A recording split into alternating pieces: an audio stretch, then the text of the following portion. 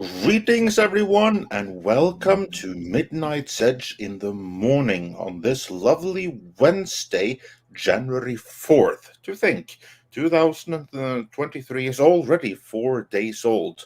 Time certainly flies, which of course it does when I am in such great company as I am right now. Joining me today, Tom will be joining later on, but here already is Cultured Casino. How's it going?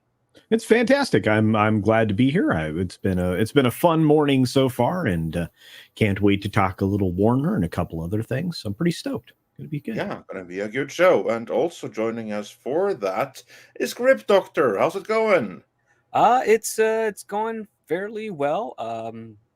It's been a nice warm day, but the only bad news is the U.S. has extended their travel restrictions to April of this year, which ticks me off to no end. I mean, basically at the end of pilot season is when I can start, unless they extend it again, is when I can start going back to the Right. to the So US. no Midnight's meetup until April then, because I won't be able to go either. But someone who is there and who goes into like flower parades and everything is Chris Gore. Welcome, my man. How's it going? Hey, Andre. A script culture. I'm still recovering from the parade. Not so much the parade, but the getting to the bar at like 10:30 a.m. right after the parade, and then watching football all day. It didn't end well, unfortunately, because of the events of Monday Night Football. I'm just you can hear I'm a little low energy, but I'll pick up. So. Yeah.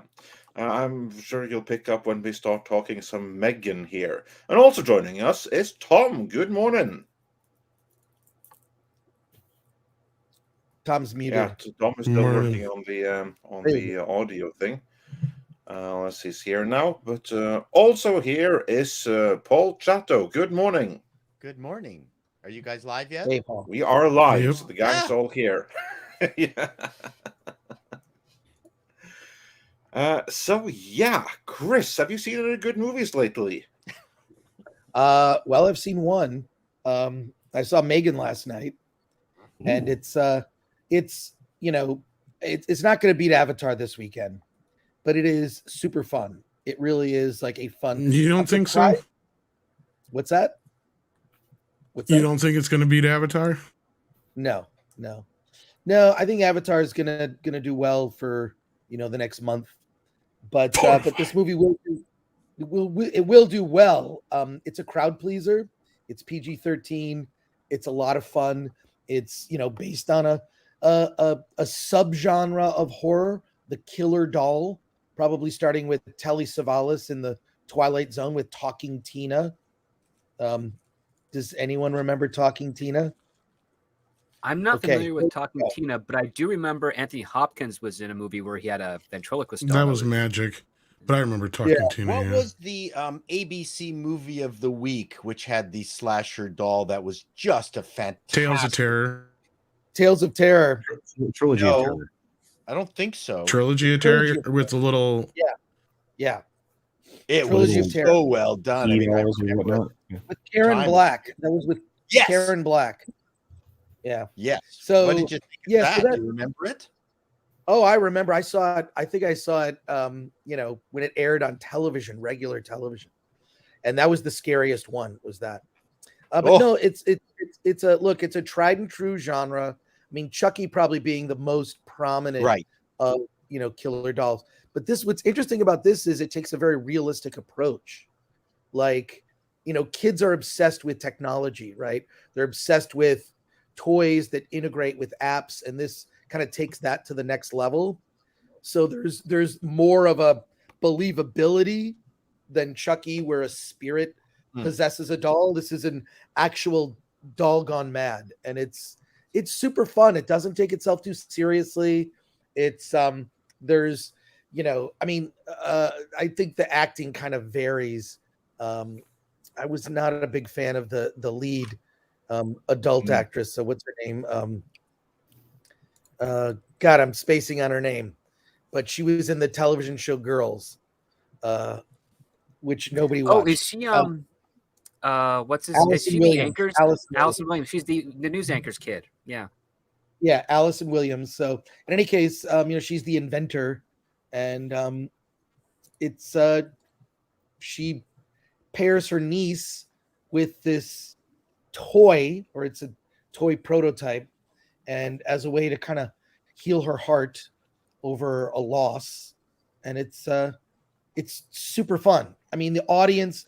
Okay, so I go to a lot of the critic screenings, which I don't recommend because I don't think it's a real representation of a real audience. No, because they're not real people. Right. It's not a good representation. However, people were howling with laughter. There were like 3 different applause moments where things happened on the screen where people applauded, which I couldn't believe it because that never happens at a critic screening. I'm like, this is bizarre. I think it's because everybody, like, we've seen all the Oscar movies, and dude, the Oscar films are so depressing, so dark. Like everything from women talking to She Said to The Whale. I mean, I could go on and on. All these movies are just freaking dark and horrific and like pretentious. What's that? And pretentious on top of it. In particular with a movie called After Sun, which I thought was way over, just a lot of overpraise. This is just popcorn fun horror comedy, probably leaning more on the comedy than horror. And it's I can't believe it's PG-13. It's not super gruesome or over the top, but a lot of the moments happen off screen, but you know what's going on. So it's I really enjoyed it. I really enjoyed it. I mean, I don't want to go into any spoilerish anything, but if you go to see it with a packed audience, you will have a very good time. I'm just like, again, I was surprised how much people laughed and how many times, 3 times, like the audience like burst into applause over things that happened. It's great. It's a lot of fun. I have a question, Chris. Yeah. Does Megan use USB-C or the lightning connector? I mean, there are like little, like, they don't really make jokes about stuff like that, but see, I would like see that. To me, if the movie doesn't have that level of techno porn joke in it, it's worthless. Well, there's plenty of techno porn jokes. I mean, the movie opens. You cannot miss the beginning of the movie. It opens on something that just like the audience, it's just so perfect. I shouldn't say what it is. No, don't. But this is the Frankenstein story then, because you've got the inventor there. Right. Yeah. So the inventor, Allison Williams' character, is a big part of it. So do you think the story needed the inventor angle, or could it have just come in as a wrapped package? No, the inventor angle is interesting. Okay. Because they're trying to figure out, they're trying to make this, it's more about the AI that's in the brain of the Megan doll than it is about the physicality, right? Like it responds like an AI, it learns it. So sure, but I mean, do they do tech support calls and be put on hold? No. There's only one prototype. This is no good. No. Way better if I'm sorry, but do you have your death robot plugged in, ma'am? I mean, yeah, exactly. Your serial number? What's the serial number? I'm sorry, your support has run out. Now it will kill you. This is definitely going to launch a franchise. I believe that Blumhouse is really good at. The other thing about this movie that's in its favor, I couldn't believe it. It was like an hour and 40 minutes with credits. Well, that's what it should be. Great. So great to see a movie that's like, oh my God, I've seen these like overwrought 3-hour behemoths. And now it's just give me hour 40 minute, under 2 hour, like horror comedy. I'm gonna have a good time, gonna laugh. We'll talk about it after. But it was a lot of fun. I mean, it's just got fun. So just tell me, is it gruesome? Parts of it are gruesome, but it definitely holds back. It's PG-13. It's not over the top. If it's gruesome, I don't go. Yeah, it is not gruesome. It is not gruesome. Like, and I respond. It's not gruesome. But it does. There's a lot of implied, and I actually think that's better. Like, there's a couple, one death in particular that takes place off screen that, like, had they done it, they would have lost the audience. Like, had they shown it. So they cut away at just the right time. So there are like horrific moments, like there are things that happen where you're like, but it's almost played for laughs because it's so over the top gruesome. So see, I think it would have been better if the people were too stupid to operate the doll properly and the inventor came and went nuts and killed people. Well, I like the way they played this. I like the way. I just think that Allison Williams is fairly weak. She just is weak. I don't know if it was like a choice by the director to make her kind of just somber and whatever. I don't know. I just don't like the way that her take on her character. I've been in a situation where they picked the wrong actor and they're partway through and everyone is just going, we'll cut around them. Like, and it's depressing. Yeah, no, it's 100%. There was a take that she had. I don't know if it was like her, working with the director on that. Like, there was just a way she went about her role that I thought was very unconvincing and not like, I don't know. Maybe they cut a bunch of stuff out to keep the tight running time, which I think is a better choice. But look, it's a really good setup for a franchise. And I think this could be a franchise. It depends on how well it does. I don't think it can beat Avatar just because that's the movie people are still going to continue to go see, but I think it'll definitely be a bump. And if it beats Avatar, it'll just be like barely, right? So I see Avatar getting to 2 billion at this stage.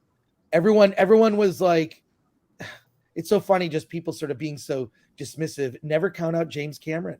He has a way of tapping into things and whatnot, and where people were, doing videos touting, well, it failed in the first weekend. Like, come on, man.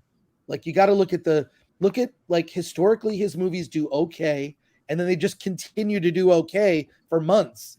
And that it's the tortoise and the hare, right? It's, slow and steady wins the race. So who was it who was saying that it's a failure? Was it the mainstream press? Was it YouTubers that were just trying to get clicks? Who was it primarily saying, oh, that's it, we're done? I think it was pretty much everybody, a good mix, but like not our crew. My only reservations was the exceedingly long screen time. Yeah, we were basically saying with that opening, everything is still possible, but it's going to have to perform like the original or like Top Gun Maverick. But it would appear to be doing that. But back to Megan, I actually have a question about it, because you initially compared it to Chucky, Child's Play, and I understand that point, but I do believe that the more apt comparison would be with the Child's Play reboot. Yeah, or the reboot, because that was also not a demon, but an AI Chucky. If you've seen that, how does Megan compare with that? I didn't see that, so I can't really make the comparison. Which is funny, because when that came out, that was my review, is they should have not made this a Child's Play movie. That's the problem with it. It's a good movie until every time they try to remind you it's a Child's Play movie. If it had been its own thing, like a robot that interacts with all the stuff in your house, that would be an interesting story. And what if it grew this attachment to this kid? Bingo, you got Megan. And that's where, it may not knock Avatar off the top spot, but I've seen that trend endlessly since that first trailer come out. Something I ain't seen trend is fucking Avatar. And I still have yet to meet anybody in my personal life who's seen it. But anyhow, I'm just saying, it may not, but Scream also knocked Spider-Man No Way Home off the top spot for at least a week or two. So don't forget that. Yeah, I mean, it could. I don't know. I mean, all I'm telling you is it's a very entertaining movie that is a lot of fun, probably leaning more into comedy than horror. And what it does very well is it's commentary on trends with children using tech. And that's like, I think it's real strength. So there's more to this than some, dumb horror. There's There's just a lot more. There's a lot more to it because it's a commentary on how children play with toys now, which is great. Right. So having that as sort of a thread is really interesting, and then how kids process emotions. It's there's more layers to it, and I think that's what makes it stand apart, right? So it's not. They need to do a horror version of Merlin. Well, yeah, they could. What was the movie with the beautiful woman with half her face, and it was an artificial intelligence robot movie? She just had the front of her face. Mother? No. Might have been. You're talking about the Mother. Mechana, Machina. Yes, right, Mechana. Yeah, the guy who wrote a miniseries called Ex Machina. Ex Machina. Yeah, that was about making fuck robots. I think that's pretty much what that was all about. Like, and it has a companion series called Deus or Devs, but it's Deus. Yeah, that was a scary film. Yeah, with Oscar Isaac. Yeah, Weird Science is still my favorite one. I agree with Mellis Flair. Yeah, there you go. That's Short Circuit is great too. That's the best doll come to life. Yeah, but a lot of fun. And there you go. I don't want to say anything more because I don't want to ruin. No, man. I'm still excited to see it, Chris. I mean, it looks great. Yeah. The trailer looks great. I was saying backstage, Chris, that I'm looking forward to Megan and Cocaine Bear.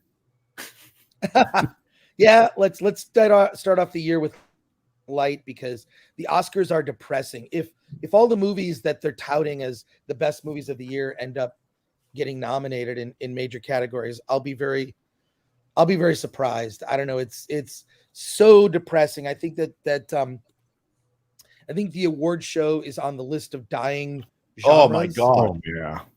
But there's nothing because there's nothing to root for. Yeah. You don't know who's in them, and you don't like any of the movies, and no one's watched them. That's what the award shows are for. I mean, if you don't have that, then why would you watch them?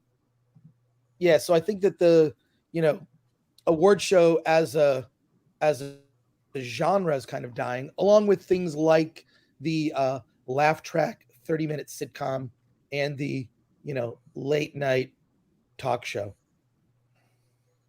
Yeah, so the late night's deader than dead. I can't even. Yeah, it's dead. I mean, it's propaganda. You think sitcoms are dead? I don't think the sitcom is dead. No, I think a format of the sitcom is dead. Like I'm talking about, like your traditional laugh track sitcom is dead. Yeah. I think The Office killed that. So The Office as a sitcom was a single cam sitcom. Yeah. Yeah. You're talking about the multicam and live studio audience, or you're talking about Sweetened. Yeah. Yes.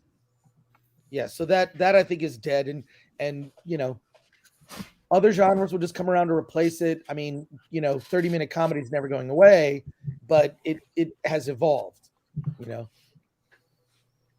So there you go. But yeah, I'm like I say, I'm still struggling from the parade. So you didn't step into any horse poop. No, no, but I saw that. It's great. I always cheer when the poop scoopers walk by. That was a good video. Fun. So much fun. But yeah, as long as you didn't run into any snow grooming equipment, I think you're okay. Oh boy! Oh my God, that thing with Jeremy Renner is really tragic, and I like. Yeah, let's get into that before you go. Yeah. Because we luckily got an update from him because he is he's obviously messed up, as he said himself, but he's awake, he's conscious, he's out of surgery. He has all limbs intact, although messed up and with steel pins keeping them in place and everything. But given when we here on Monday, we had a look at this snowplow and being run over by that thing, that ain't no joke. So it looks like a giant snow grooming plow. And what the heck is he have his own personal snow groomer? Evidently, He's apparently been doing that for many years. This isn't a new event. He actually works for the, it sounded like in the thing they were saying yesterday, he actually works for the county, or at least volunteers, I should say, not works. Wow. Yeah, and where he lives up there looks like it's mighty treacherous. In fact, after learning more about what happened yesterday from the sheriff, he actually posted pictures of the vehicle, I believe, that was in question, that was I saw it. buried and stuck. And no, another vehicle that was stuck. So what happened was him and a family member went out to get that vehicle unstuck. They managed to do that, but then the vehicle that the other person was using got stuck or something like that. And then he got out to talk to them, and the machine started to roll that he was driving. And this is this big, huge tank, basically of a snowplow. And what happened was as he jumped up into the cab, he got sucked in underneath the tread, underneath the underside of the machine. Yeah, and got spat out the other end. He left it moving. And then we don't know that yet. We technically don't know that yet, but that's probably most likely the scenario. Well, but that's what the whole thing was yesterday about, is they are investigating that right now. So the report is it started to roll, and I guess it has a nickname. It's called the piston bully.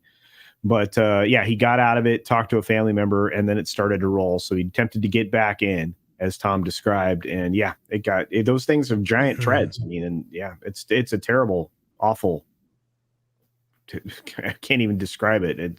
He's going to be spending the next year. He's got a long road to recovery. Yeah.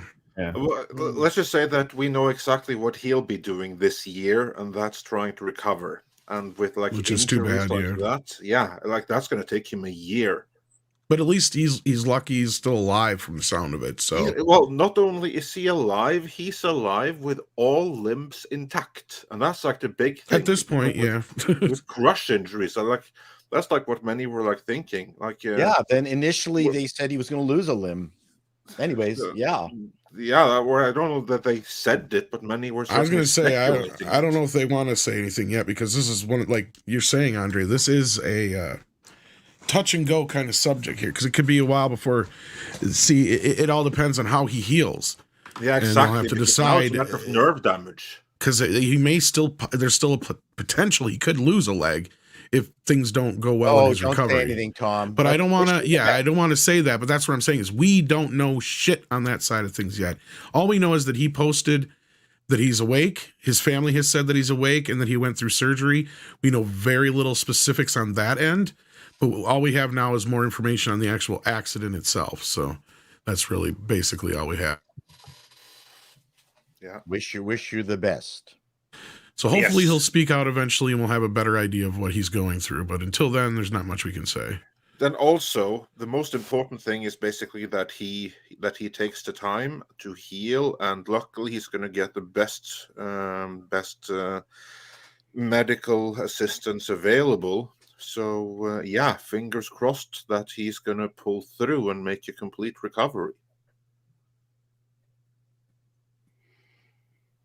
Indeed. Certainly be my hope for him, although I don't necessarily like the character Hawkeye. I do like Jeremy Renner, and I don't. Yeah, now don't you feel bad for wishing him death all these years? No, not the actor, but the character. No, just to be clear. I mean, he's not backing down on that one. I can actually. I would rather have seen Hawkeye die back in Age of Ultron when he was supposed to die, rather than see him basically be sidelined in the Hawkeye series. But hey, that's me. Jeremy Renner, I like Jeremy Renner, and he gets loads and loads of offers, which is good because he's a really good actor. But I just never got into Hawkeye. I just had to put you on the spot for a minute there. Yeah, well, sorry to disappoint you, but no regrets on my part. Not disappointment. It's just yeah. All right. Well, I just think that Hawkeye is a hard character to write for. Yes, very hard. His one skill is he's very good at hitting a target with arrows. So any sort of, problem that has to be solved, like, can this problem be solved by shooting an arrow? Like, it just sort of like after a while gets kind of I mean, I thought he was fine as part of the Avengers. That character, like, I'm surprised. I wish he wore a purple suit. They never got to the actual, comic book accurate Hawkeye costume, which not even a reference to it, which would have been kind of interesting. But there was a reference. The younger the girl drew a Hawkeye costume on crayon and gave it to him, and he said, "No, I'm not wearing that." What was that in the TV show? That was in the show. Yep, when they were in a diner. I didn't. But no, you're right. They should. That was the one thing that was weird. When Marvel was starting out, they leaned into the fun costumes and aspects of things. And as soon as Disney got their hands on it, it's like, nope, we got to get a bit more serious. We can't have Hawkeye wearing the funny purple mask with the fins. We have to have Tony Stark out of costume as much as possible. Same with Captain America. They just slowly strayed away from the very visual appeal that the comics built their entire industry on. The exception, of course, is Daredevil, who the moment they got him back, they put in that mustard yellow thing. Mm-hmm. Yeah, it's pretty awful. Hey, I got to run, but thank you all. I'll see you next Monday, and have a great rest of the show. Take care, Chris.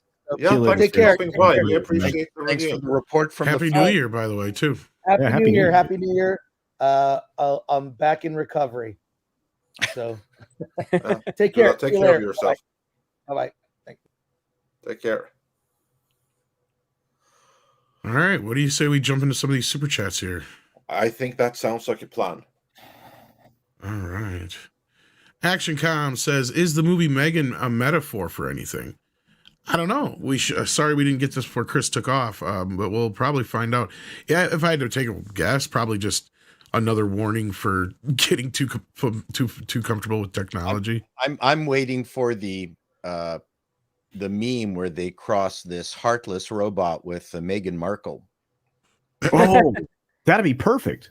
I know. Megan 2, the robot thing. Yeah, that would be something. I don't know. I don't understand why no one has already memed it. Memed this. Get thee to a memery. Meghan Markle will come into your house. And they're probably afraid to, or they'll get a Netflix special made about him. Yes. Oh, yeah. Well, she and Amber Heard, they should team up. I mean, they'll have a lot to talk about. Actually, flip it around. Have a guy who looks like Andrew, but with the Megan robot, and he's completely cucked by her. Harry, I think you mean. Yeah, Harry. Harry. Who did I say? You said Andrew. Andrew. Yeah, he was the dude on the island. I can't keep the royals up, separate. Well, there's only a small difference in age there, but that's fine. I'm sorry. I know Chuck. It's fine. Man. There you go. Yeah, we got Walt Man. Go ahead. Sorry. No, I was going to say, I don't know if there's a metaphor there. I'll let you know after I see it, which I will be seeing in the next couple of days. So I can't wait. Well, like I said, judging by just the trailer anyway, and what we know of the film, it just looks like the cautionary. If there is a message at all, it's really just don't trust technology. Probably. The Walt Man says, "Can you hear them? The bells of media and tech company layoffs are ringing. Have you seen the articles on what to do after being laid off from yesterday?" No, no, I haven't. No. Culture, are you up to speed on this? I didn't see any articles, but this has been long predicted. I mean, we were going into the year with the prediction. I have been saying it since October that we were headed into layoffs for media across the board, not to mention the fact that we have 3 possible strikes pending for Hollywood this year. So, this doesn't surprise me, though. But I thought we had record jobs. Well, I laid myself off from my own company. Well, good job. How did that go? I'm here. This is what I'm doing now. Oh, I thought you meant like what you're doing now there, like you fired yourself. Like I fired myself from my web company. Oh, like you're like, fuck you. No, fuck you, I quit. No, fuck you, you can't quit. You're fired. I fire you. And you start throwing shit around and you're like, don't mess with that. That's expensive. It's like, fuck you, I don't care. I got hassled by all these crazies on the She-Hulk twittering, where they just looked up my IMDb stuff and you've not done anything. No, I've got a fucking multi-million-dollar website company I'm running. It's like, I don't care. I don't promote it. It's like it's not on IMDb. I don't care. Was this Dan Slott or was it his flying monkeys? Yes, it was, but I didn't mention him by name in my thing because I was respectful. And he tried to say you didn't do anything. Fuck him. No. I wanted a respectful back and forth with, someone whose work I respect, and his flying monkeys came after me and wouldn't answer a single one of my questions. That's it typical. was so funny. Just for shits and giggles, I wanted to see if I was blocked by him. I've never had any interactions with him. I'm still not blocked by him, but I am. To my are? surprise, yeah. I just saw like, look and behold. I don't give a shit enough. But he's blocked me. Merely by association. Probably. Probably it's the association bit because I saw your video where he went on. I've never even interacted with the fucker before. Exactly. There you go. But it's association, and we're associating with Chato. So I know what that's like. To try and pull yourself into a situation and accuse people of things, even though just because of association. Let's not even get into that. I've been dealing with that on Twitter. To me, I'm actually more and more intrigued by the sociology of social media, not necessarily the specific content. I'm really interested in the surfing it and seeing how people react and their inability to converse, inability to discuss something. What is their motivation for putting somebody down just because you're associated? Like shooting the messenger, but not listening to the message. A lot of that is going on. So I'm fascinated by it. I'm still formulating ideas and stuff, but this is ongoing. This is our future. What we're doing now is the present and the future. You guys can be very proud of what you've done, but there's no putting this genie back in the bottle. Oh no, far from it. Yeah. But just to get back to this super chat, because while you were talking, Dan Slott, I took the opportunity to actually look at some of these articles about what to do when you're laid off. So I got one right here from NPR.org, published yesterday, and it says, I'll send you the link, Tom, so you can put it apply to Taco Bell at all? I mean, no, but it does say learn to code. I'm just joking. It does not. You know what that code means? Get me some lunch. Yeah. I feel badly that NPR has become one of the most captured news organs around. I used to like them. I put it in the. They were okay before, but all of a sudden they've gone off the left deep end. They've always been communist. Come on. Well, that part may be true, but I mean, at least it didn't seem like they were this. Blatant about now it, I guess. They are letting their communist readers know what to do when they get fired, which many of them are going stand in a bread line. So yeah, so the tips then are. I hear Antifa has very good benefits. Yeah, you get 3 hots and a cot after you participate. You also get to keep what you take. What you take, and you get free defense attorneys paid for by certain political figures. Yeah, by certain. That may be coming to an end. Script that bail organization pulled up stakes in Vegas real fast.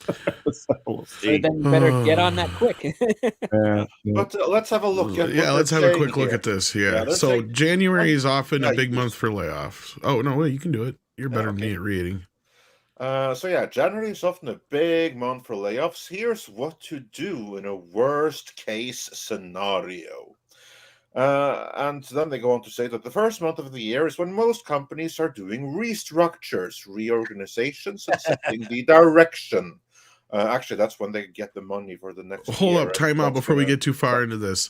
Does this cover anything about if your dick explodes, your car blows up, you lose your dog, anything like that? Because I'm curious how this is a worst case scenario if you just lose your job, especially if you're somebody who's in a trade.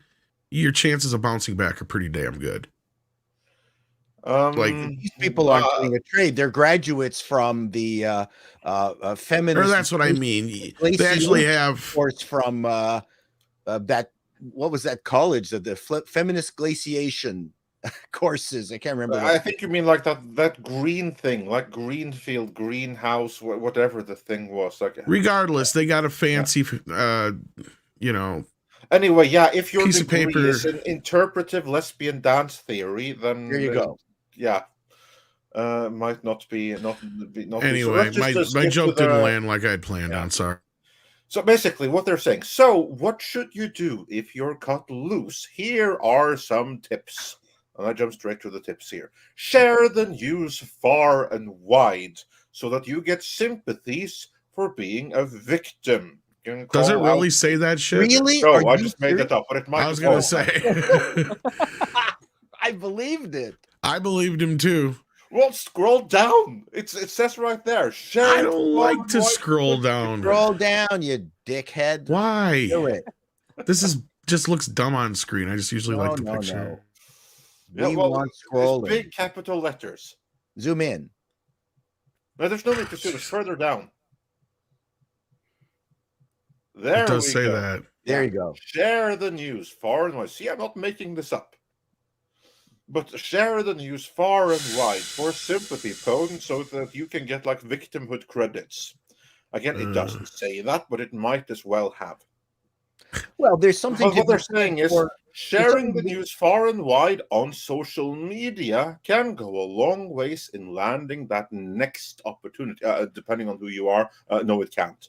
Well, no, One of the that's things we're networking. finding is Andre, that's just networking. Yeah. But that's exactly what I mean.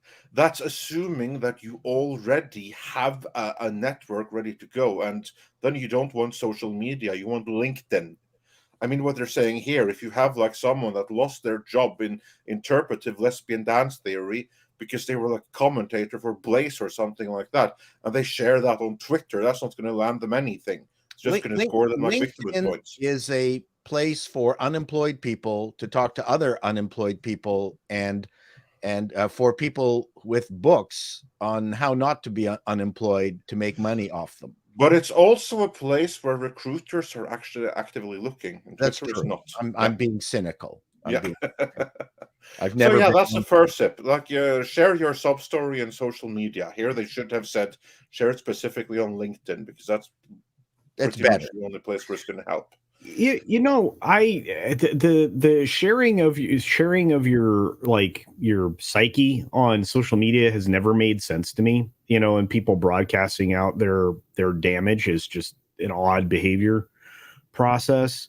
And I think that if you're going to have a personal social media anything, you don't want to put that stuff on there for fear of them actually doing research on you to see if you're a stable person, if they're going to hire you in the first place. That doesn't. I agree completely. Yeah, I mean, you're not. To me, it only like I would never hire someone that goes like, "I got fired. What to do?" It's like, okay, so now I know you weren't good enough to be kept.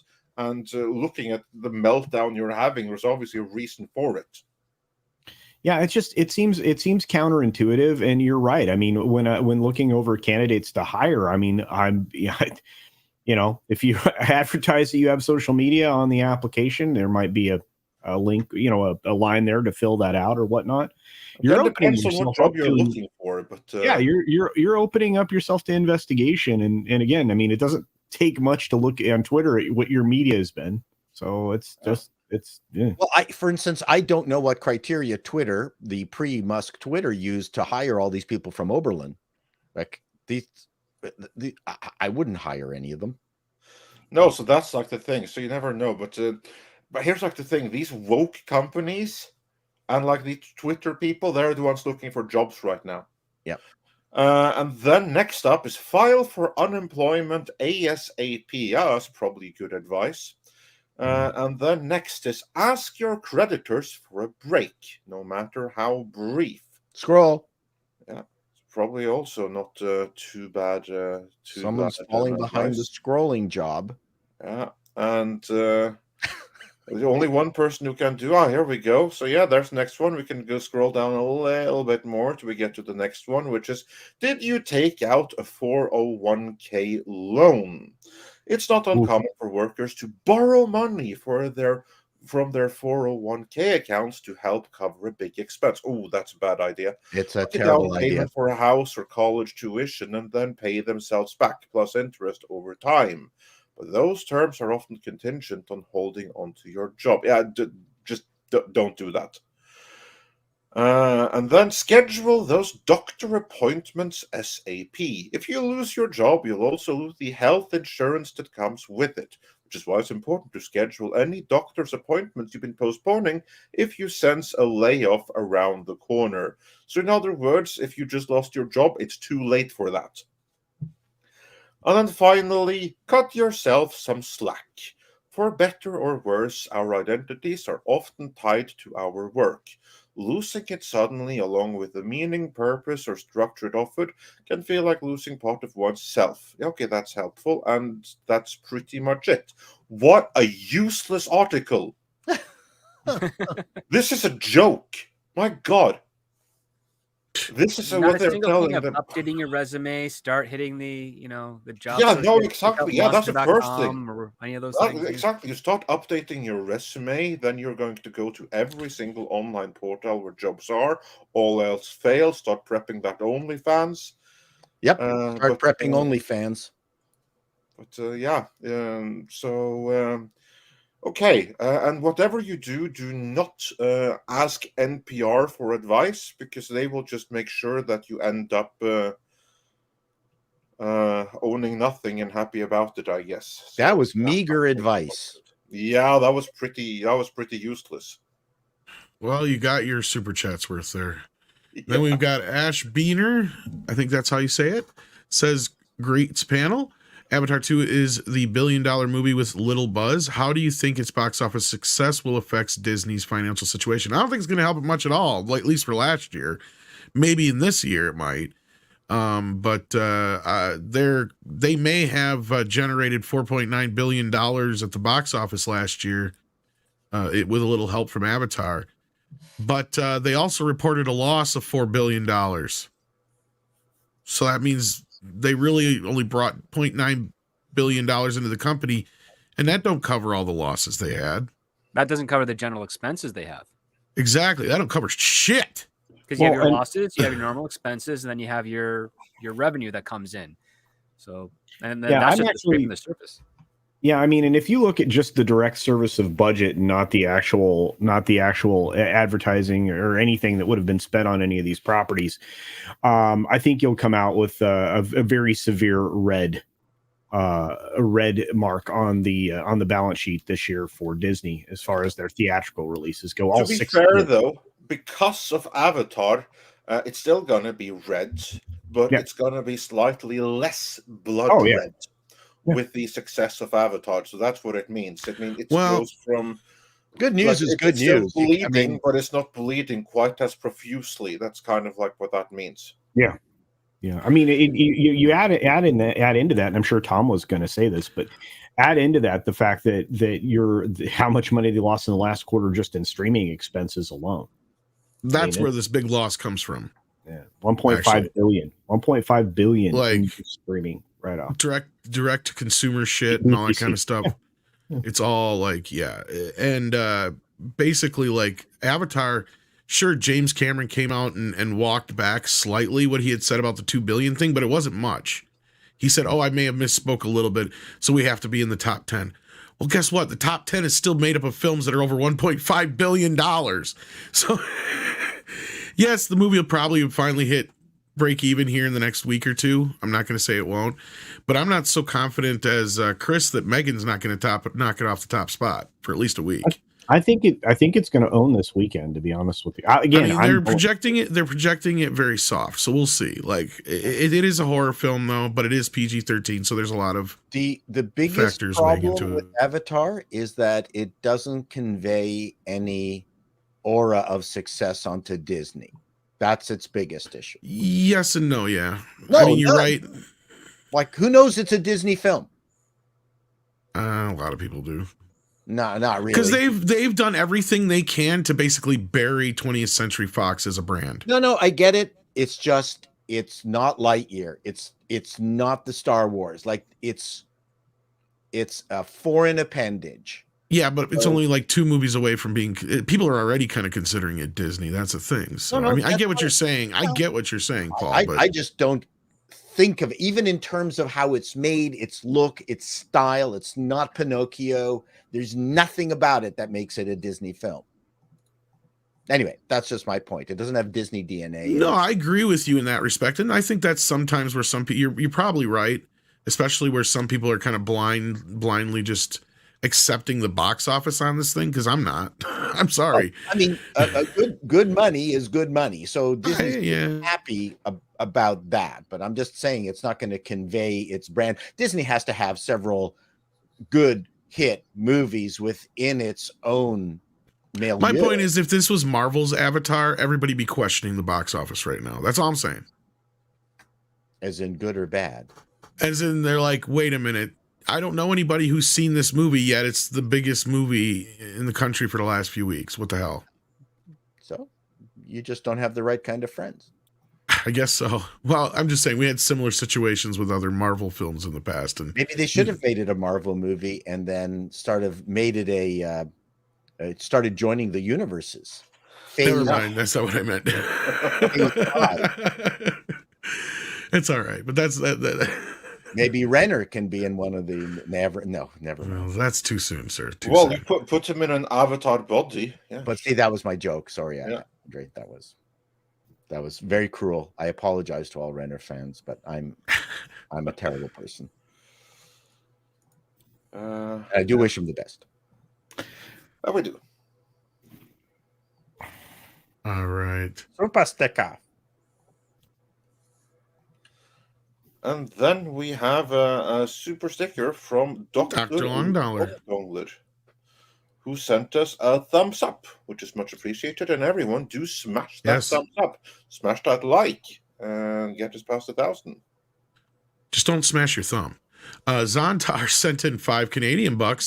It says 10 million on the set, $500K on each production. Sega Paramount could pump out an annual Yakuza movie that would easily make the $5 million to break even. They could. They totally could if they really wanted to. I mean, there's so many like properties like that where you can basically just kind of like follow the Blumhouse model. There's so many things that don't require these massive budgets. Yes, dear. Oh, you're. But that's like the issue that the medium budget movie has kind of gone away, and it's really, really stupid because those movies can all turn a nice, tidy little profit in principle. Yeah, you could do this, and it could work. The only thing you're not factoring in here, and this is just a minor thing, I guess, in this equation, since you're spending so little on the productions, is advertising, right? Like that's the P&A side of it. Because that's what really separates anybody from the major studios, right? They are able to be plugged into that media outlet to be able to promote a movie.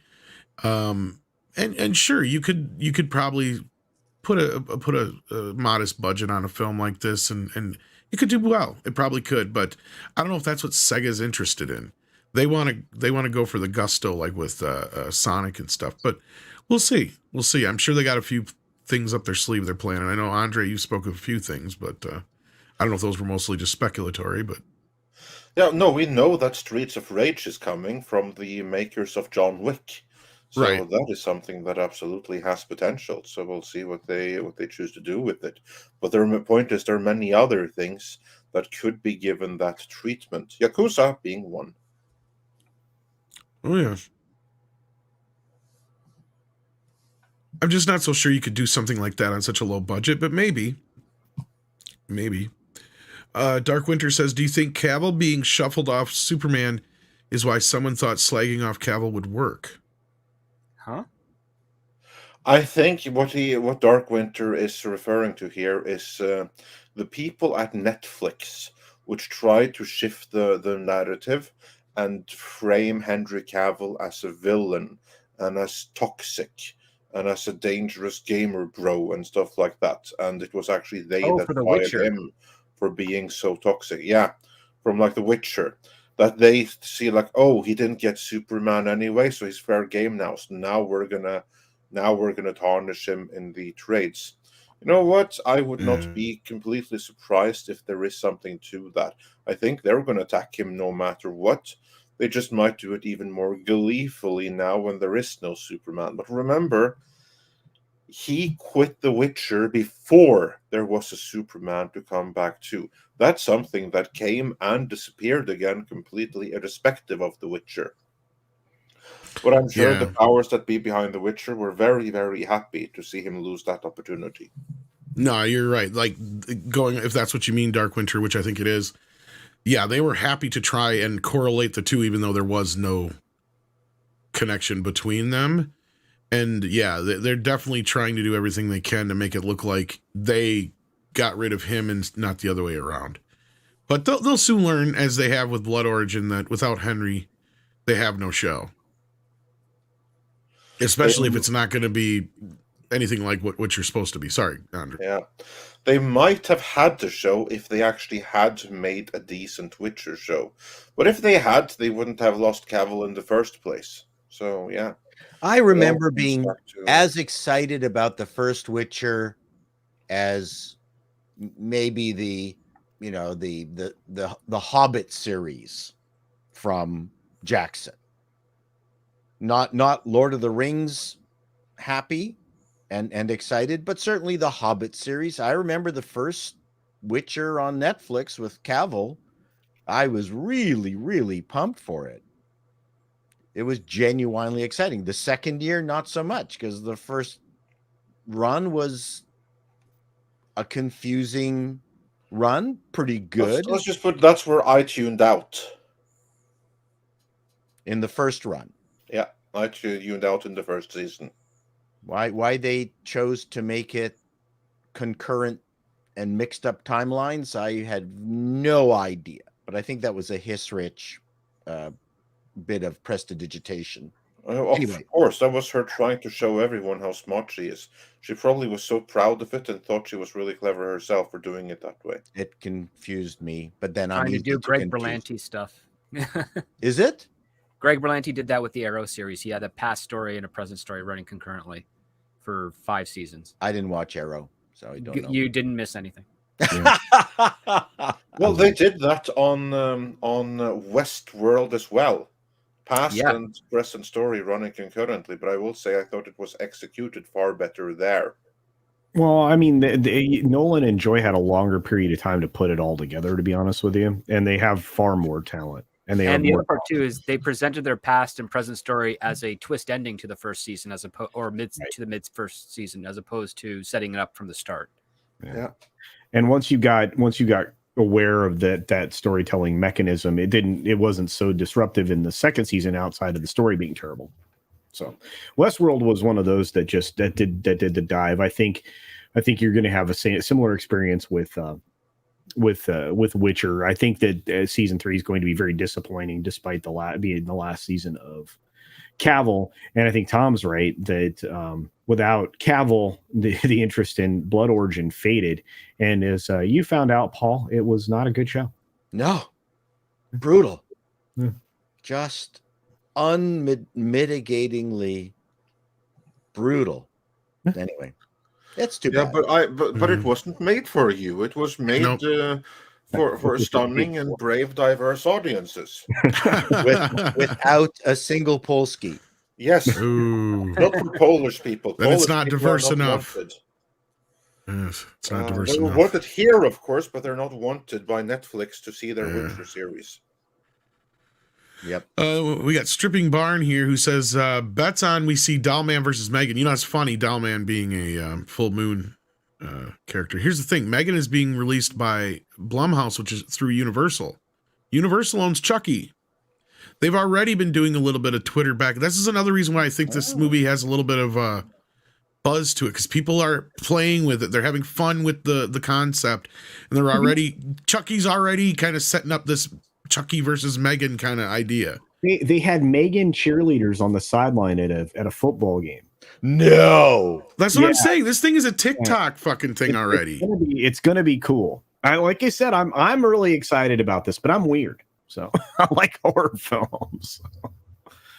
We'll see. I mean, it could surprise some people.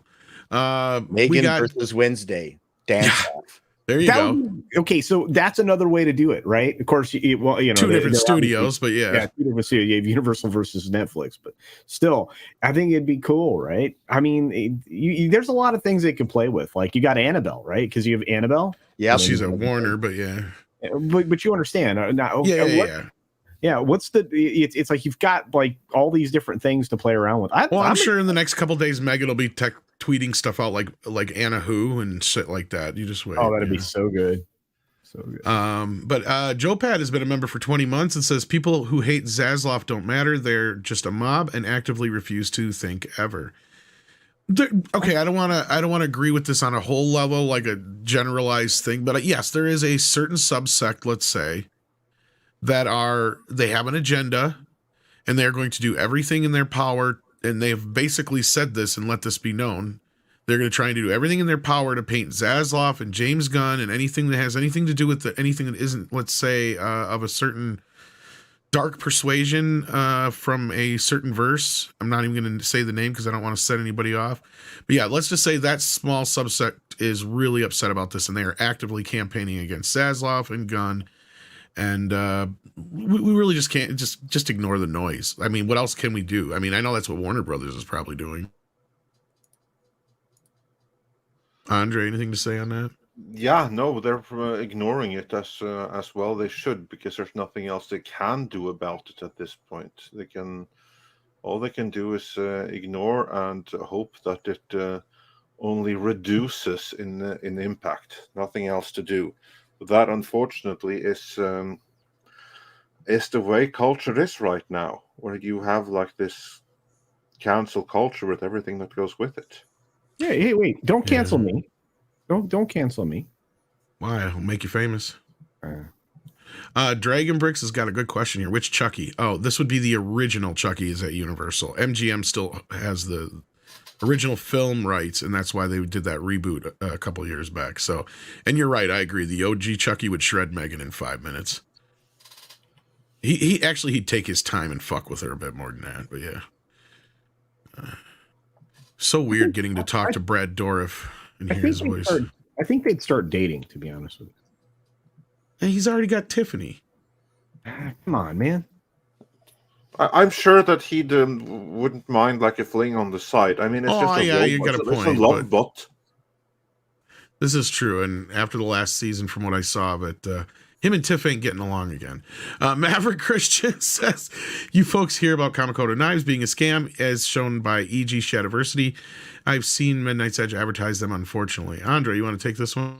Yeah, sure. When you say Kamikoto Knives being a scam, then I can only imagine that you are referring to other content creators who have advertised them and who maybe have gone a little bit overboard in reading the script, because we're given a script talking about how amazing the knives are and everything like that.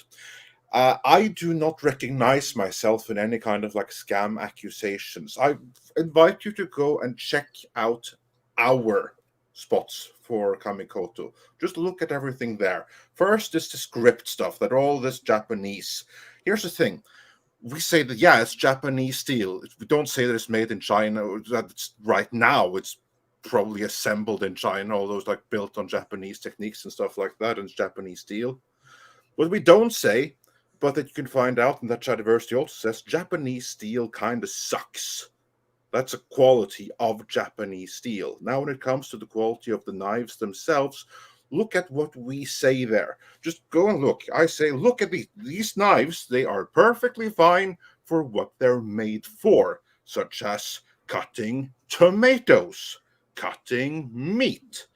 And, you know, those knives, they are perfectly fit for that purpose. I know, I tried it. They do work for that. They're great at cutting tomatoes. I wouldn't perhaps go into a sword fight with those knives, but then again, that's not what they're made for. So, yeah, I disagree. There's this scam thing. I think maybe others have oversold what we say is, as per their script, Japanese tradition, stuff like that. What we don't say, but that's still a fact. Japanese steel kind of sucks. That doesn't change it being Japanese. and they're perfectly good for cutting tomatoes. And that's I would not take them into war, Chad. No. Yeah. Unless you plan to cut tomatoes in the barracks. Yeah. That's true.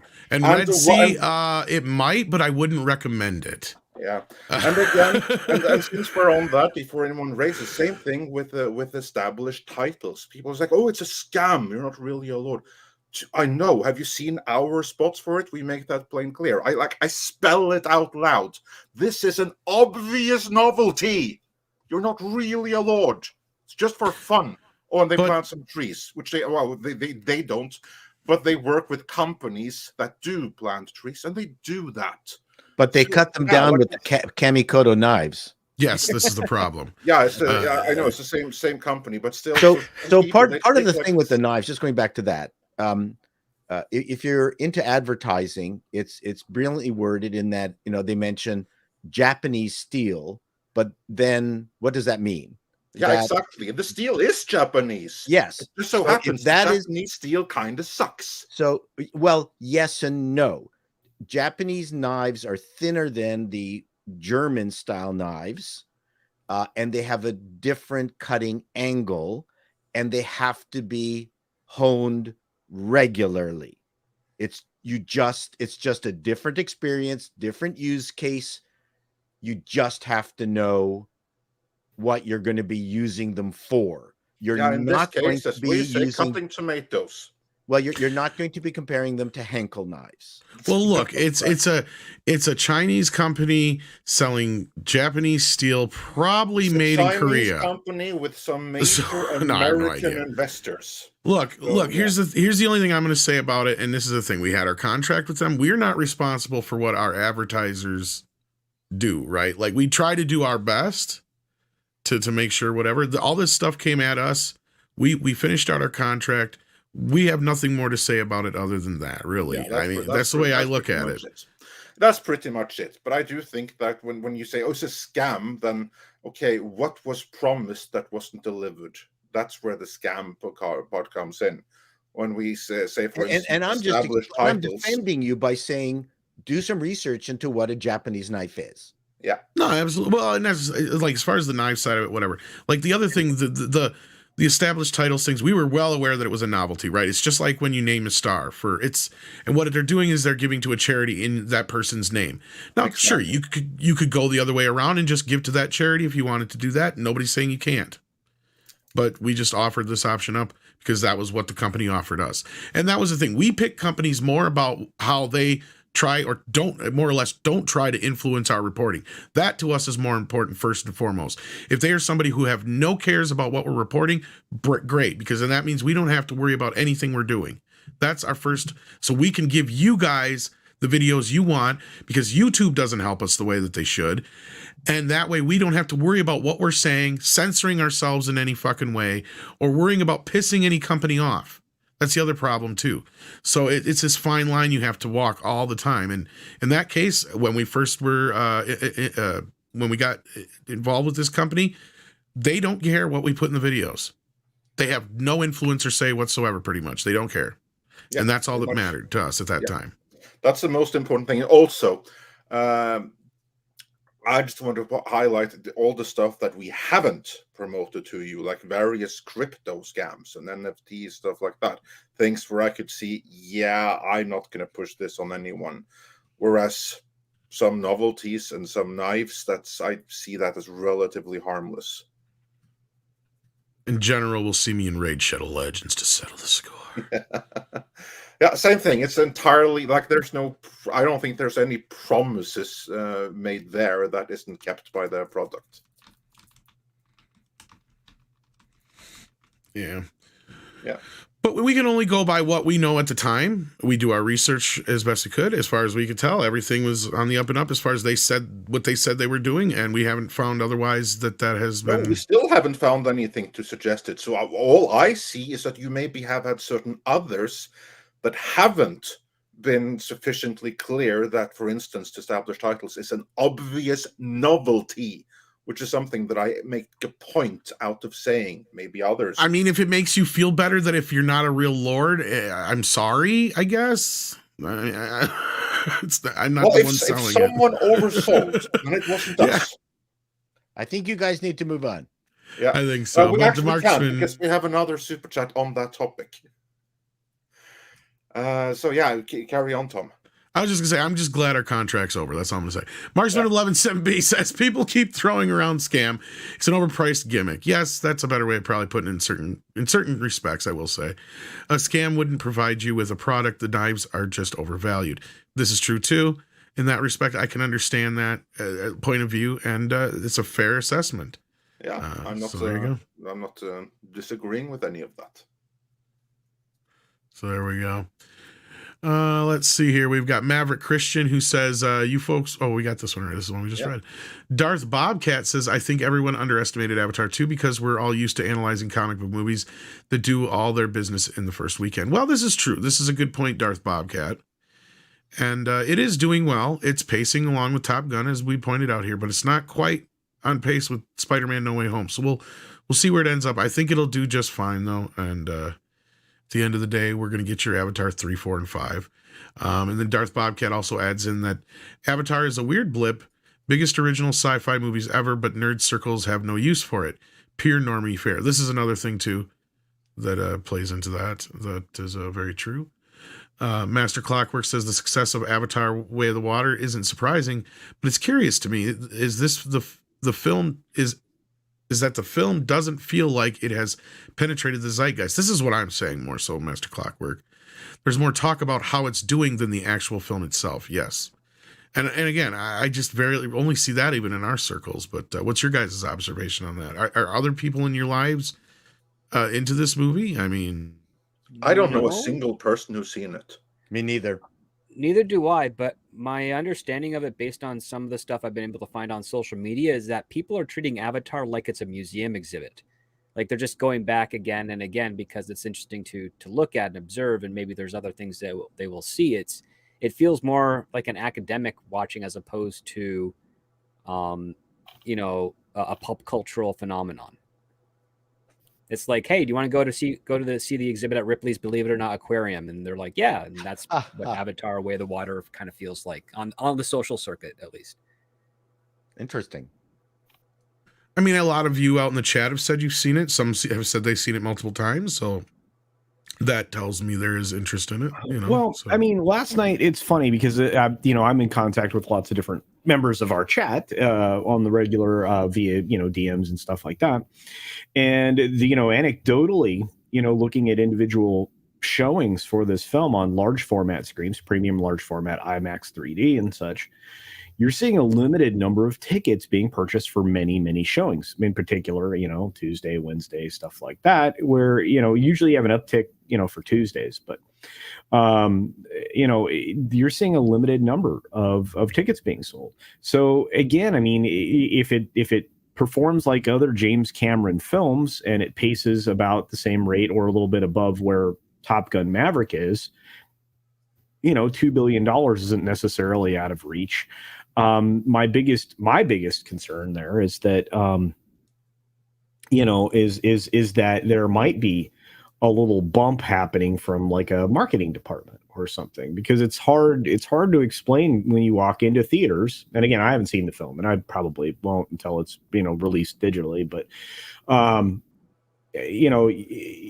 when you walk into theaters and they're mostly empty, I mean, where is this money coming from?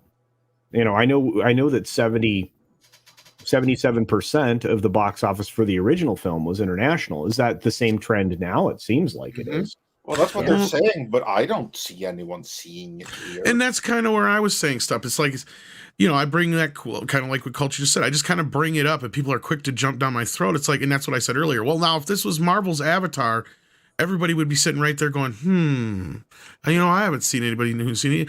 That's the thing, is like all of a sudden, just because it's Avatar and not Marvel something or Star Wars something, people aren't even remotely curious about, is this box office even real? Like all I know is that whenever I turn on a tap in the house, I really have to go pee badly. So I'm not seeing a movie called Way of Water.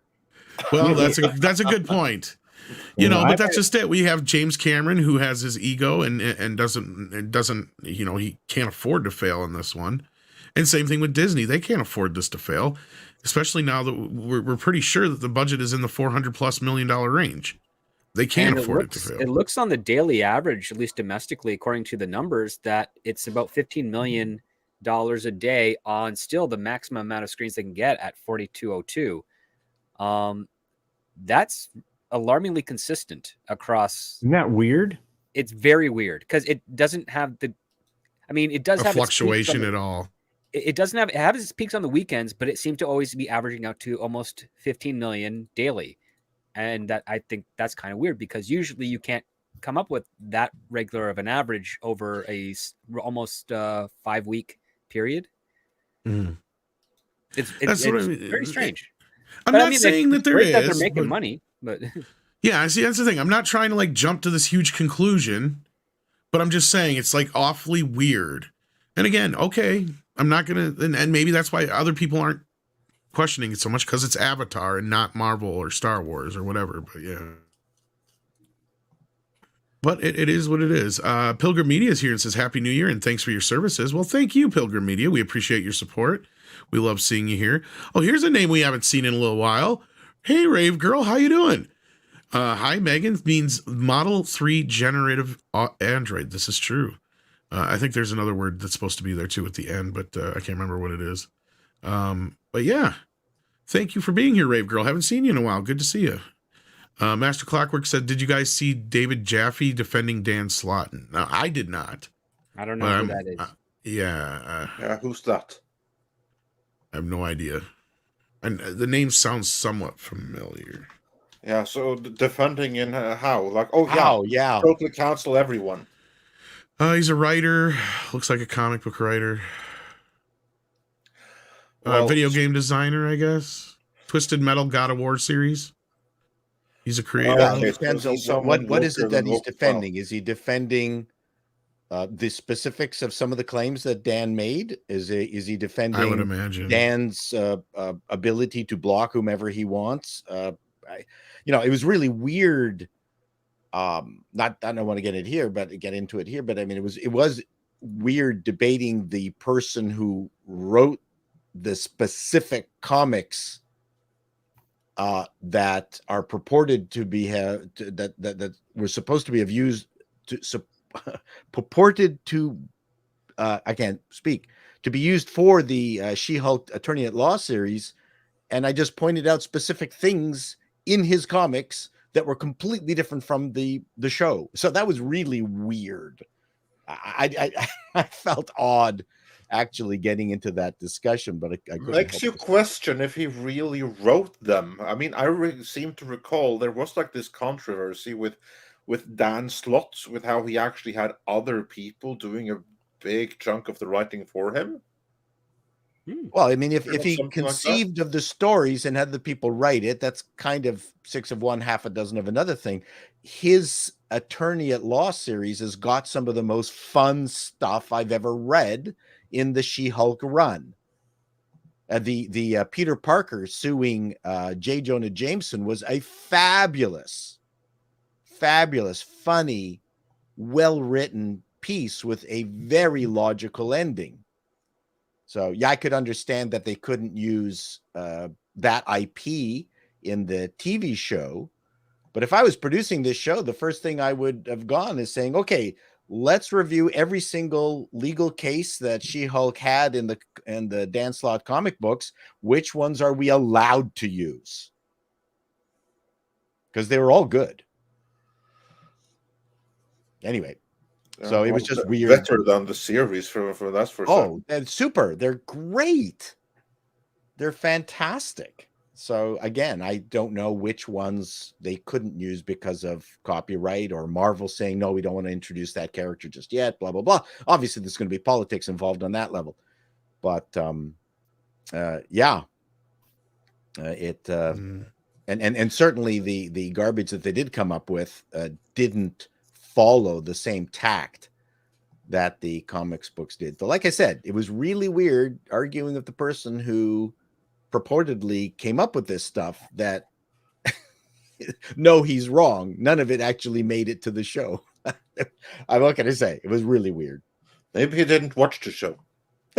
Well, I mean, I'm serious. according to the Maybe he ratings, didn't. the majority of people didn't. Yeah. Yeah. Well, and I don't know what he worked on as far as She-Hulk, because that's the thing. Attorney at law. He did all the attorney at laws. Well, here's the problem. I don't give a shit.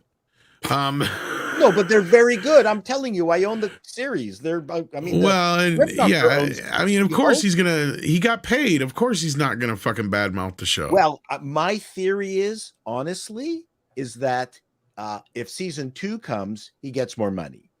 I didn't bring it up because I thought that was a cynical thing to do.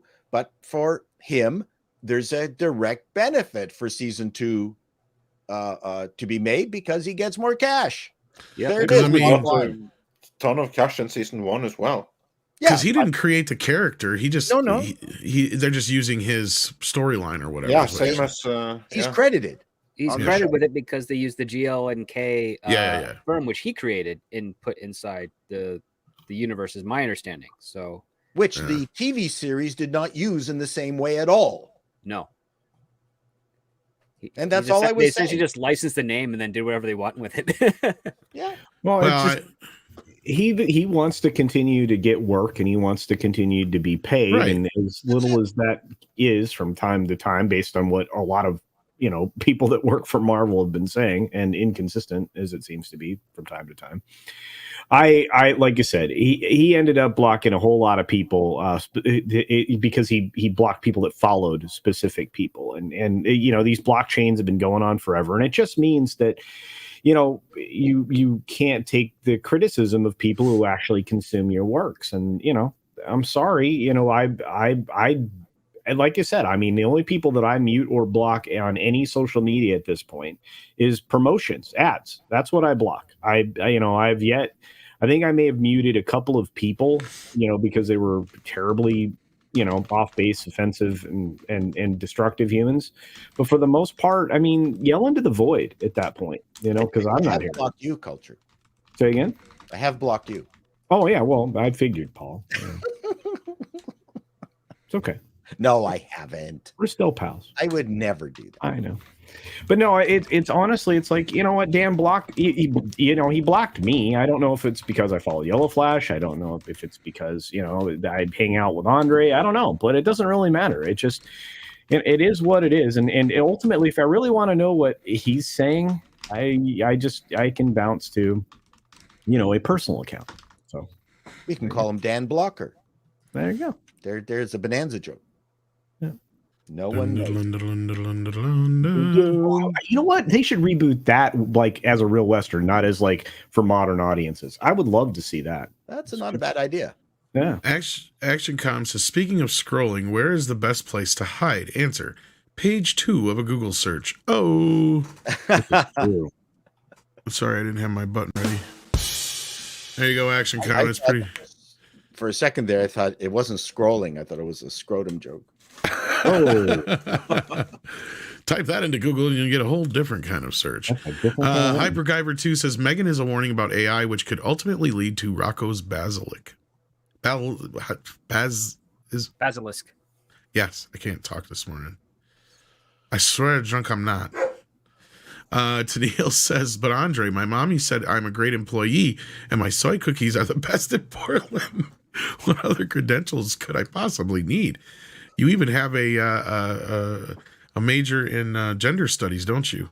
Yeah, exactly. So what more could you have? Well, you need to cancel more people. Yeah, you're not doing enough activism.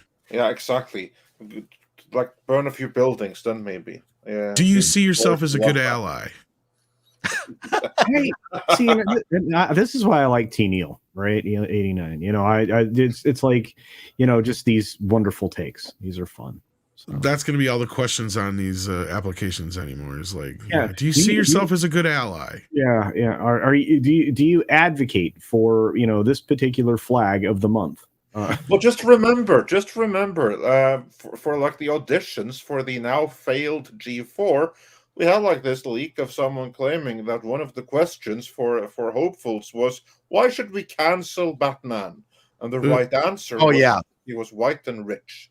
Yep. Yeah, that's kind of, we're only half joking here. I just want to know, ask Tennille, where's the captain? That's all I know.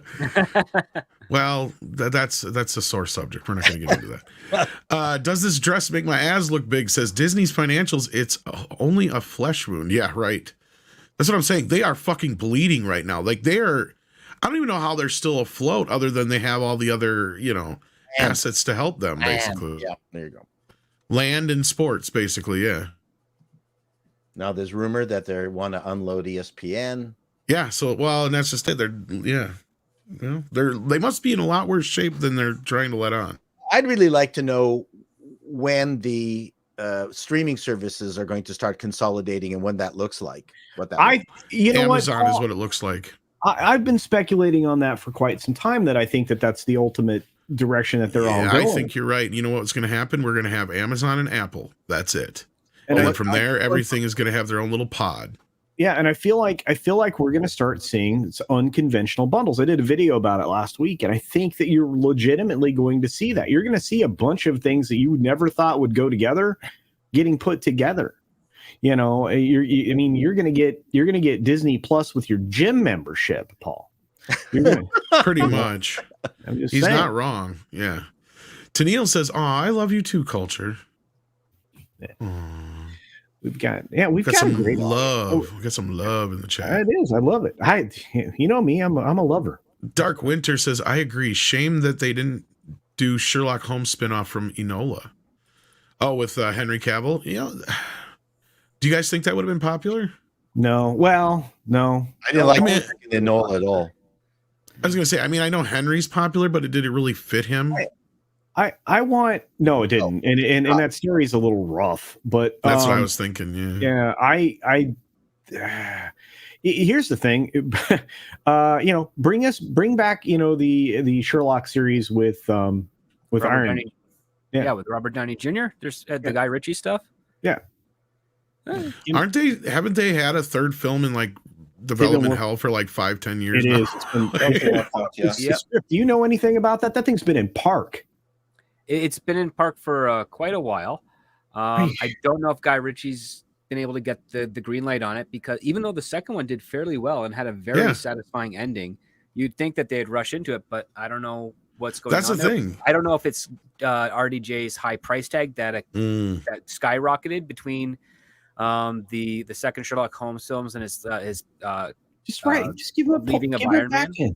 Just give him the back end. Well, that's the thing we culture. We give too much on the back end. Yeah. Well, not only that, I'm sure a lot of agents don't like to take that risk either, because what if the movie flops? He's a movie star. I mean, like I said, we don't have a lot of them. This guy pulls.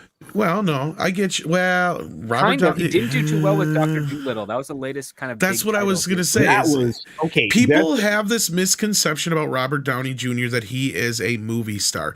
He never was. He was a character actor who, at best, got great acclaim and notice for Chaplin. That was his height of his success up until he got into the MCU. After he was in the MCU, everybody tried to just treat him like a movie star. Outside of his Sherlock Holmes series, nothing he has done has hit. In fact, Script is right. Dr. Dolittle, I think, matched the original Dr. Dolittle in how bad it flopped at the box office, because that was notoriously the movie that almost killed, what was it, Fox Studios at that time? Are you talking the Eddie Murphy one, or no, the original? Oh, okay, the one from like the Eddie Murphy was one of the one that actually made money. But yeah, but even Tropic Thunder, he's not the star. Like, he's a part of an ensemble cast, right? Like, that's the thing. Mm-hmm. So, and people have always treated him like, it's like, no, go back and look at the history of his career. The movies that he has starred in before the MCU were usually like smaller films, like Less Than Zero and shit like that. Kiss Kiss Bang Bang was like a little potboiler action film. Like these, and he always had like a sidekick or somebody else with him. He was never like the obvious main draw. Yes, the Rex Harrison Dr. Dolittle. That one was the movie. I think it was Fox that put that out. Like, that movie nearly bombed the studio. Like, it was horrible. It cost so much money at the time. And this is where we've talked about that era. This came at the same time as Cleopatra and all that shit, where they were literally spending the kind of money they're spending now on these movies and not bringing in any money. Because if you go by inflation with the budgets, that's what the kind of money they were spending. But no, I think Sherlock Holmes is a no-brainer, but I think Script is right. I think with the fact that between his rising price, because that's the thing we don't really talk about much is every time these actors come back for a sequel, they usually get a price bump of anywhere between 20 to 50% more than what they made the last time. Sometimes even more than that. Like look at like Endgame as a prime example. A big portion of that movie's budget is in the cast. Like for instance, Paul Rudd got $8 million just for being there for what, 10 minutes? Like, and we know that Captain Marvel made more than that. She had to have. I think she made $5 million for her picture deal in the original. Mm-hmm. In the original, and that means it went up every time. So she probably got about 10 or more by the time she got to that. So like it's hard to say. We don't know specifically. I thought she got $5 million for 3 picture appearance. No, she got $5 million for Captain Marvel, was my understanding. And then every movie they're in, the price goes up and up and up, and that's why Paul Rudd got his $8 million payday for Endgame. Because he only made, what was it, like 2 or 3 million, I think it was, for the first one. Because he was one of the lower paid guys. Believe it or not, if I remember right. And I'd have to look at the specifics, but you'd have to go all the way back to like the original movies with like Robert Downey Jr.'s deal and stuff like that to where you get to the lower level ones. Because otherwise, a lot of these newer people they're bringing in, like that's why they're kind of like not trying to bring a lot of these actors back because they cost a fortune. Like Robert Downey Jr., he probably gets $25 million just showing up to say, hi, I'm Tony Stark.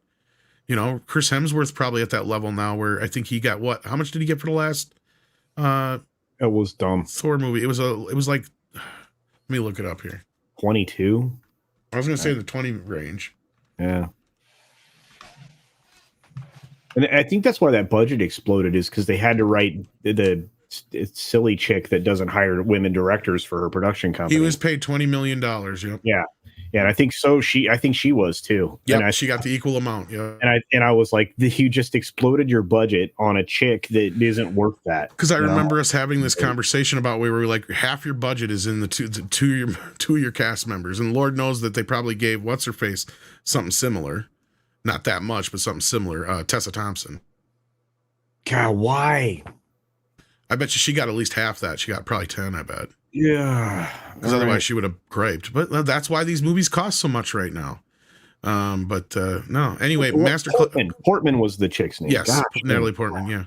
Yeah. Master Clockwork says, speaking of Sega properties, the Shenmue anime was decent, but that's obviously going to be a niche audience. Andre, are you familiar with this one? I am. Actually, that is an anime that I intend on seeing because it's Shenmue. For those that do not know, Shenmue was a game for the Sega Saturn, and it was basically an open world exploration game before there were any open world exploration games. I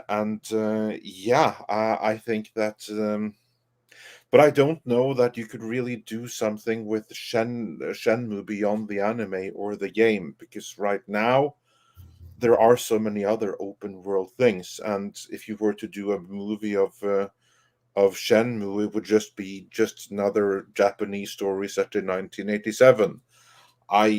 It would be a very niche thing, yes. Of all kind of like Sega things that you could adapt, Shenmue is not in my top 10. Let's put it that way. It's in top 10 Sega properties, but it's not in top 10 Sega properties fit for adaptation to another medium. Wow. And then, carrying on from there, we have Alf, who says for $2, Paul, the animated Witcher movie was good. Did you see that one? I think he stepped away for a moment, so we may have to come back to that one. Then we will come back to that one. All I know is that the writer for that was not thrilled with what was going on with Blood Origin or with Cavil's treatment, and he said as much. Just FYI. I'm not surprised. Yeah, and then I did look it up. So what Tessa got, she got $2 million for Ragnarok, and then she got $4 million for Thor 4. So that's basically in line with what it normally goes like. It doubles for every movie, it seems like, or they get that original amount added on. So I would imagine at this point, like Brie probably got like 15 million for the Marvels, is what I'm saying. I could be wrong, script. You could be right. I'd have to look that up though. I don't know. I thought you got similar contracts to like Samuel Jackson got a 9-picture deal, which was huge. But again, it's a 9-picture deal. so it's across 9 movies. Exactly. Marvel yeah. tends to do that with their deals. Yeah. So we'll see. I don't know. I'd have to look it up specifics, but yeah, that's what it looked. That's what I found out about Tessa, though, is that she got 2 for the first appearance, 4 for the second appearance, and Lord knows if she'll show up again. Haiti and Ferrarudo says, with all these toy movies, I want Small Soldiers too. You know, that movie never got its just dues. It didn't. Never got its just dues. It was a much better film than it ever had gotten any credit for at the time.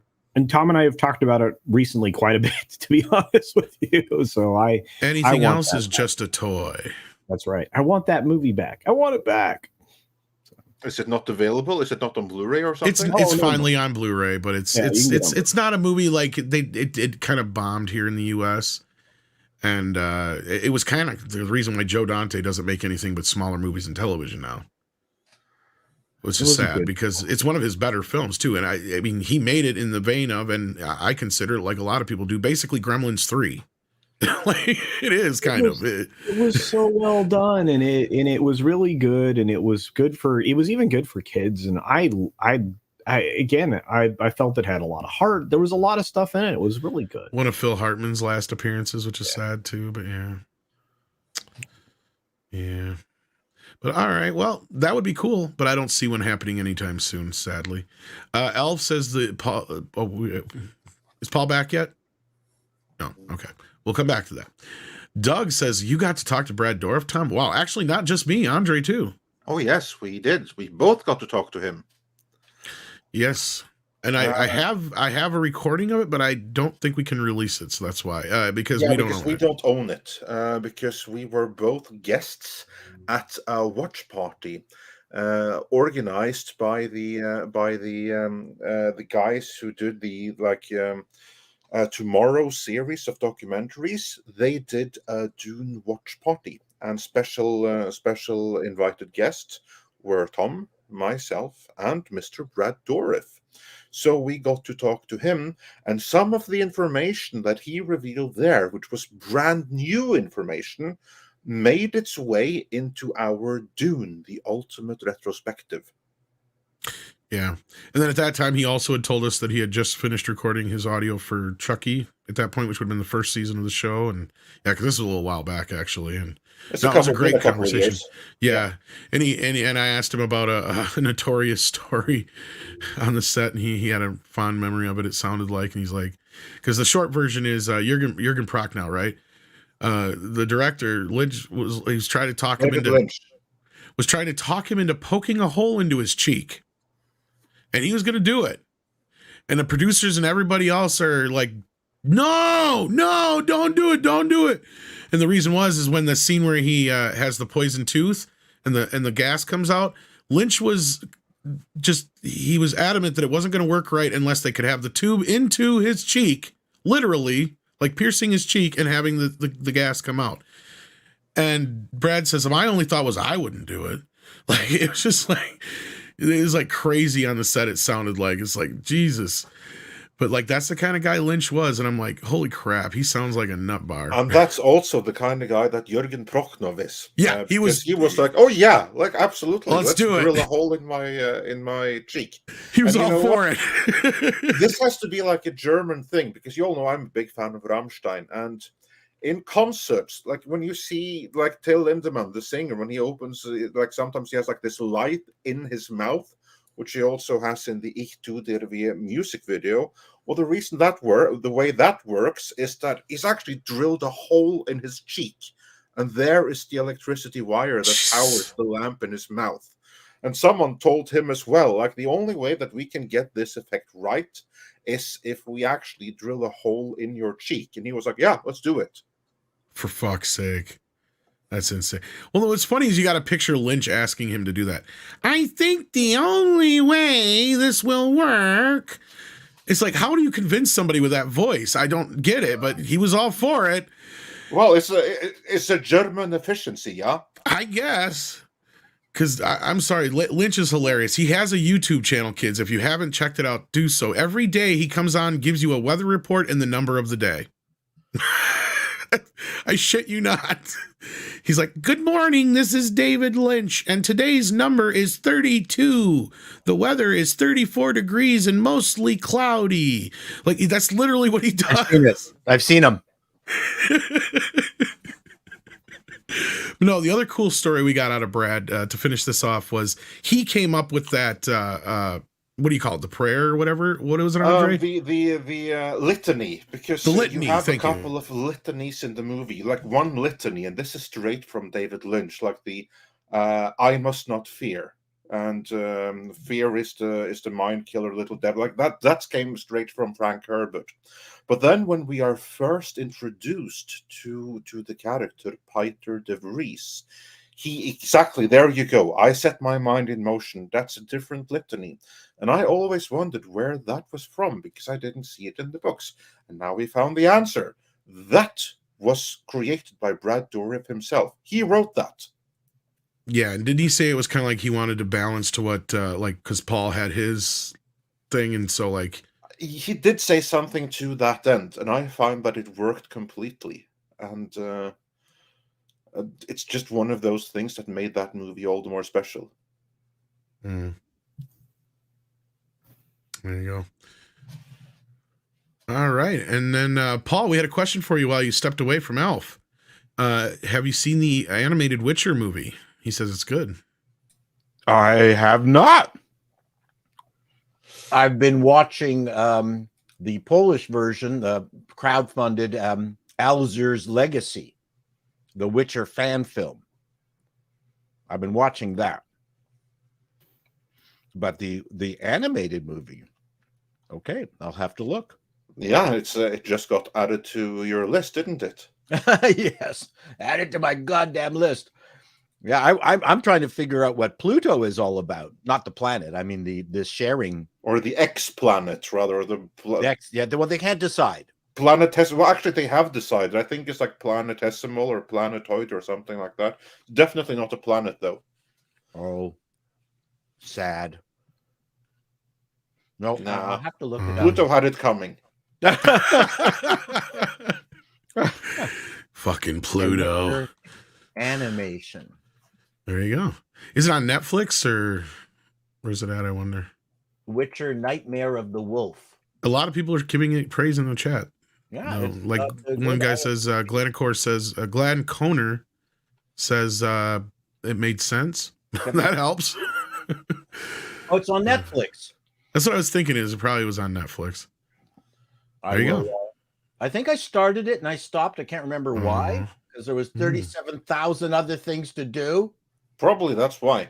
Well, let's hope and you check it out and you enjoy it. Yeah, I will watch it. Thank you so much. I look forward to your review. You can, I was gonna say, you can do late to the game reviews or something like that. There you go. No.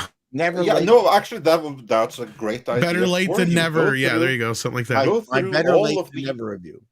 All through of the other better and actual Polish Witchers. Is there Polish Witchers? I didn't know there was a epidemic. Whoa. Well, I would say the epidemic is the Netflix one with Henry Cavil. Especially when it doesn't have him anymore. But yeah. I didn't know they were afflicted so much. It's news to me. No liner notes is like a mystery box. Okay, Jerry Jerbones Gordy or Goward. How would you say that? How do you think? Gord?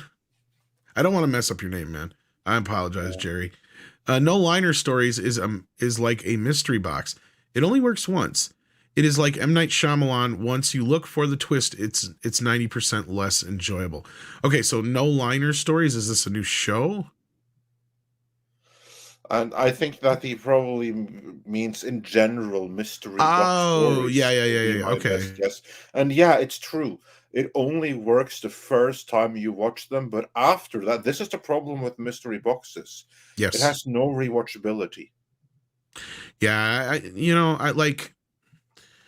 I liked Sixth Sense the first time I saw it, but it's not a movie I've been able to revisit more than a couple times, because once you know the twist and you look for all the little things, then there's nothing left.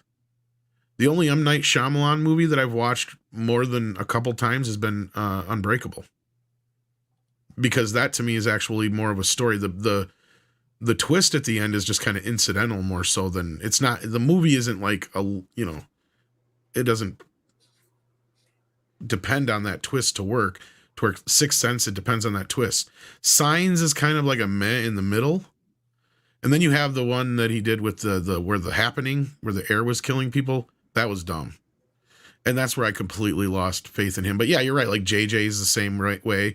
I mean, really go back. I mean, what out of the Star Trek movies outside of they were fun can you really say? Was there any story elements that really stuck out to you other than the obvious con? Like, really? I mean, it's true. I see what you're saying here, Jerry. What about you guys? Yeah, no, I agree completely. As I said, like the problem with mystery boxes is that it's great the first time, but once you know the answer to the mystery, there's very little else to enjoy there if they haven't done anything else. And we've seen, like J.J. Abrams, he's said this before, that it's just mystery box, mystery box, mystery box. And once they're all open, there ain't nothing left. Well, that's why the goal of the mystery box is to never open it. Right. Yeah, that didn't work so good for Lost, though. The only time it's not a storytelling technique; it's a selling technique, and there's a difference between storytelling and just selling a product. You have to sell the story to the executives to pay for it, but you need to sell this, and you do that by way. You can do that by way of mystery boxes, even though executives hate it when you give them the mystery box. They rather you give it to the audience, but the audience hates it as well because they basically know it's essentially an elaborate grift. You aren't selling anything. You are selling the idea and you're selling the imagination of the audience back to themselves, and you'll never be able to reach or surpass the imagination of an audience when you present to them a interesting question. Their answer will always be more inventive than what you can come up with. You just made me realize that Quentin Tarantino made the best mystery box movie ever, and that's why J.J. Abrams sucks. Are you talking about Pulp Fiction? Yes, because the mystery box has nothing to really do with anything else in the movie, and that's why it works. Well, because it's a literal MacGuffin, and that's the whole point. Yeah. And that's the thing is JJ likes to. That's what I was getting to. Script. JJ, I think, misunderstands what a MacGuffin is and what a mystery box is. That's what I think the real kind of like. I don't think he misunderstands it. I think he knows the difference. I think what he's trying to do is sell you that the mystery box is a MacGuffin, and that's a lie. That's a better way of putting it. Thank you. Because that's what I was trying to say, because a lot of people will look at Pulp Fiction and it's like the whole question of the movie isn't what's in the fucking case. Nobody cares what's in the fucking case, right? The case is just a valuable to Ving Rhames' character. And that's it. Yes, that's it. And that's all that matters. And to me, that was the ultimate way of using something like that. You can't get any better than that. I remember how he parallels that to pull it off is with the story of the father's watch. So now we have a personal story with Bruce Willis as to why that's valuable. And so we can then cross associate that importance, that reason for why it's valuable to Ving Rhames' character with regards to the suitcase. We don't need to know the story on Ving Rhames' side because we already got another story from someone else who has an object that has personal value to him. And you know what? This is why I love Script Doctor. He's good. Now, Twin Peaks, I don't know if you called it a mystery box, but the mystery just kept on going. I got fed up with it. Well, that was sadly... Well, that was the problem here with that one was the network kept pushing him to give them the answer. Like that was the whole point of the show. He kept trying to tell him is if we answer the mystery, the show's done. And when another mystery.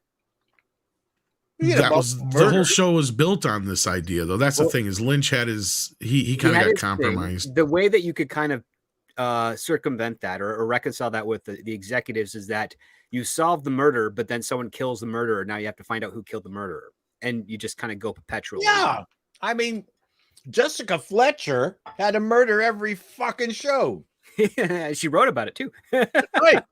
Well, I think that was kind of part of what, and I hate to use the term gimmick in this sense, but that's, I think, kind of what he was, or his hook was instead of every show, it's a different murder. It's like the entire show is not so much about the murder. Like there's only one murder that happens necessarily. And other things do happen throughout the show, right? But like the whole idea of his thing was like he just liked concentrating on these characters. No, and this you know weird what? town it and was all that stuff. Really refreshing for the first 100 shows, but then solve it for God's sake. I mean, That's the funny thing is people feel like it went on longer than it did, Paul. That's the thing. It only lasted what, a season and a half? 2 seasons ish. Yeah, around 2 seasons. Because that's the thing is when the network started butting heads with him, that's when he's like, "Fuck it, fine, I'll do it." And then the show just went completely off the rails after that. Yeah, and they tried to reboot it later, and there was a lot of weird with that. Well, that reboot was a big fuck you from him too. Yeah. Like I have yet to see him, but like I know I've heard that it, like the reboot was more of a troll on his behalf, kind of a thing. The Saturday Night Live sketch of the fake series finale of Twin Peaks is actually kind of funny. It's got Kevin Nealon, Al McLaughlin's in it. They solve the murder, but Kylie's character's like, nope, we still got to stay here. And Chris Farley comes and says, I'm the guy that killed her. He's like, no, I don't believe you, but I'm the guy. And it's like, I don't believe you. But I'm the guy. Yeah. Anyway, I gotta check that. It's been years since I've seen that skit. Yeah. Thank you, Jerry. That was a very interesting point there, and it's true. Aiken says Chato is correct, or Chato. Sorry, I do it every time. It's okay. Japanese knives are designed differently. HRC and the steel alloy used also. This is one of those stupid green ones. I'm so sorry, Aiken. Used also varies highly. Edge and shoulder angles are different too. Oh, there's that too. I did see somebody in the chat actually say they have the knives and they like them, but I don't like. Okay, Japanese knives are sharpened to 20 degrees, and Henkel knives are sharpened to 15 degrees. They have different uses. I mean, if you use them for what they're for, yeah. I mean, whatever. I bet you didn't know you had a knife expert on your panel. No, I didn't. You that kind of worries me about you, John. Well, we know Canoehead can. Canoehead's very talented. Use some weapons. Shadow Dancer, the Red Mage says Cameron needs to be working on Alita 2, 3, 4, and 5. That's right. Totally agree. Well, from what we heard, part of the reason that oh God, I just forgot his damn name. Rodriguez worked on Boba Fett was to help this along. So we'll see. Yeah, I mean, the chances would have been better had like Avatar be ripping the shit up. Because it's doing well, but compared to the original film, it's not. If you're really figuring all the inflation and stuff, but that's culture's domain. Sorry, you're going to say something, Paul. I was just going to say that I was somewhat disappointed that the Alita movie followed the anime too closely, and if they had gone back to the manga and followed the pace of the manga. But I understand why. There's just way more pyrotechnics merging a bunch of manga books together. Right. But I enjoyed the manga way more than the anime. But then I still have to finish the movie. I've only watched half of it. And it was one of those things where I can't remember what happened, but I got distracted by, I'm sure, work with Andre or something. And I just never got back to it. Just, it was just one of those things. I didn't hate what I saw. Oreo into your milk and you were trying to fish it out and you forgot about the movie. Yeah. It's probably true. More than you know. Action Com says, did you know that Chinese knives are required by law to be QR coded? And every once in a while, the police come over and make sure you don't have more than what is registered to you. Wow. So they're like, where is this at though? Like, wow, knife in China, you mean? Yeah. Yeah. So it's like guns there. Jesus. Wow. In case they do take that shit seriously. Yeah, I guess. Well, I mean, yeah. Well, they don't want any of the Chinese people to have the endless supply of knives that the lead in Blood Origin had to fling at people.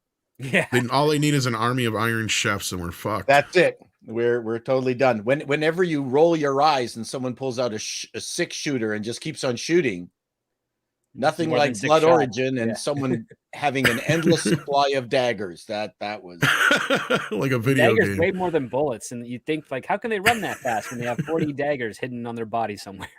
Here's the trick: you can only shoot one bullet at once. I can throw 12 knives at once. That's right. In the time it takes you to shoot one bullet, I can throw 12 knives at you. Hoo-yah! The Knife Master. Yes. From Kamikaze. Whatever. Kamikaze. Doug 1985 says, let's be real, in 100 years, more people will remember and know more of the Friday the 13th Jason movies than Avatar movies. I hate to say you're probably right. I don't know. He's not wrong, though. In the 13 years since the original Avatar movie compared to, well, and this does help that Jason had almost 13 fucking movies in those 13 years. Yes, that's but the he point. has penetrated a lot farther into like the ethos or whatever you want to call it of the pop culture. To where I bet you if you pulled 100 people and showed them a picture of one of the Avatar characters and asked them if they could name them or even know what movie they were from, half of them would probably get what movie they're from right, but only a small percentage might get the name. To where if you show them a picture of Jason, no matter what movie it's from, they would know it was Jason. And not only that, a good at least 50% or more would know it's Jason Voorhees, not just Jason. So that's what I'm saying. Like that, like it's kind of like a Luke Skywalker thing. Like you show a picture of Luke compared to Anakin, I bet you'd have the same kind of. And don't mention Paul. Or not Anakin, but a Kylo. I mean, sorry. Twerking. I meant Kylo. I didn't mean Anakin. I'm sorry. Sorry, your joke about Paul. What? No, okay. It was a terrible joke. Go on. Well, I do strip on the weekends, but I'm going through college. It's a phase. It's a good idea. Good way to pick up money on your OnlyFans channel. Culture, it's true. Don't pretend you didn't put the idea in my head. Are you the stripping postman like we talked about? I tried it, but it turns out the women like the firemen better. Yeah, they do. The postman only rings twice. All that quality. Yeah, the postman only rings twice, but yeah, the fireman's hose never ends. Wow. Woo! Yeah. Marksman 117B says Avatar 2, smaller audience, higher ticket prices. Yeah, this is kind of what I say. And again, I'm not trying to make excuses or anything like that. It is true though. Snell's World says call them smaller audiences. Stop it. We don't say that anymore. They're audiences of small stature. That's about it. I don't know. No. Snell's World says my daughter is a big Avatar fan. It was good to see the movie with a strong dad and about film. This is something I've heard that's positive about the film. And I know Mikey did like this aspect of it. So there's that going for it. And with that, let's put a pin in these for just a moment because we have a main topic today, Andre, before we lose the rest of the crowd here. We do indeed. Let's cover it. So I turn it over to you. Yes. So the main topic today, I'm just going to put the link in the private chat here, but it is a report which states that David Zaslav is a little bit cross with Netflix, or more accurately, he's a little bit cross with the previous Warner administration and the kind of deals that they had with Netflix. Because this comes to us from Bounding Into Comics, and they picked it up from Deadline. And the story then is that Zaslav is unhappy with the pay structures that aren't up to the standards that he would like them to be. Because Deadline states that Netflix are essentially producers over the course of 18 to 24 months. And that is the term over which the fee that Netflix has to pay to Warner for their content is also paid. But Zaslav is unhappy because he wants all that money right away and he wants much more of it. And this then, of course, then applies to series which are on Netflix, but which are Warner properties. One example being Sandman, which was recently renewed for a second season. And that could very well be what triggered this. But we also then have some resistance to this inside of Warner. Because Warner always used to do things this way, and then comes Zaslav and wants to change what works, or what has always worked so well in the past. At least that is what the Warner incubants think. But maybe Zaslav has a point. What say you, Script Doctor? I think he's looking at the mere fact that Warner Brothers has a lot of valuable content, not just in its back catalog, but also in the fact that its structure historically, they make some of the most televised or TV type shows of any of the studios. They have a great deal of value with it. They have a good infrastructure and history with that. And I think what he's seeing here, especially with Netflix going into the ad tier realm as well, is that, if you're you can't be paying us over this long period and at this price point when we know the shows are more valuable than that. And on top of that, if the shows are really successful, you're able to charge the advertisers more for those commercial spots, and we're not going to see a dime of that. So no, we're renegotiating. And I think that's a very smart move on his part, because that's my understanding of how things are going on, or at least what Zaslav has seen with these contracts that he's upset with.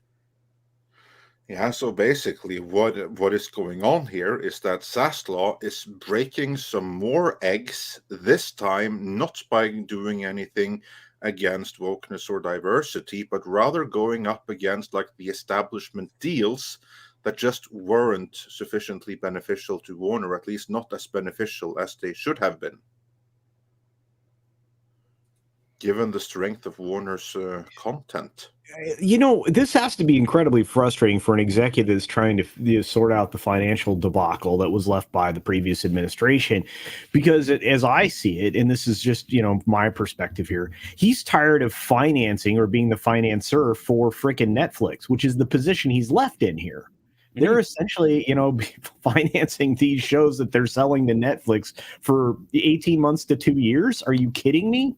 18 months to 2 years, and he's probably looking at the numbers and the returns and realizing, we're not really making a significant profit off this show compared to what we would have done if we sold it to a network, or if we put it on HBO, or even if they wanted to say theoretically put it on HBO Max or international streaming services. He's realizing that Netflix is making more money off of their backs than in reverse. And I'm like, yeah, that's probably the case. And yeah, you should reevaluate it. Yeah, I was worried because if they don't have that deal, they don't get paid. Yeah. And it's like they're seeing the forest for the trees. They're just not paying attention to what's going on in the fact that Zaslav's maybe wants to renegotiate, and they realize that if he pulls off the renegotiation, they'll make more money that they can use to finance more shows, and keep snowballing effect on their production realm. But some of the incumbents, as Andrea said, is curious about this, because I don't think they're understanding the concept of streaming and distribution in the way that they should, or at least the way that Zaslav is dealing with it. But let me just interject real quick, Script. I don't mean to, but you're essentially underwriting a competitor who's larger and more successful than you. That's stupid. Well, hold on. We don't know what the equilibrium is. Mm-hmm. Nor do we know whether they've actually figured it out.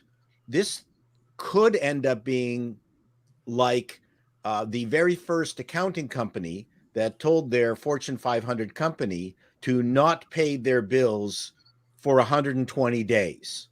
And that worked really well until every other company instituted exactly the same rule, and they were all now in the same boat. So we don't know whether there's a financial fulcrum that makes it unprofitable for Netflix or any other streaming service to make use of Warner's production capabilities. So that's what I'm curious about, is what is that tipping point? Yeah, I guess. But again, to me, this is bad business, because I am essentially the financier for Netflix. Sure, but we don't know what my point is. Again, we don't know what equilibrium is. Okay. And they're still trying to figure it out. I don't think they know yet. Okay. And obviously Netflix is going to try to get the best deal, and Warner's is trying to get the best deal. But I don't know whether Zaslav is now going to be charging more than what the system can bear. That's like, I don't know what the system is capable of handling, of absorbing.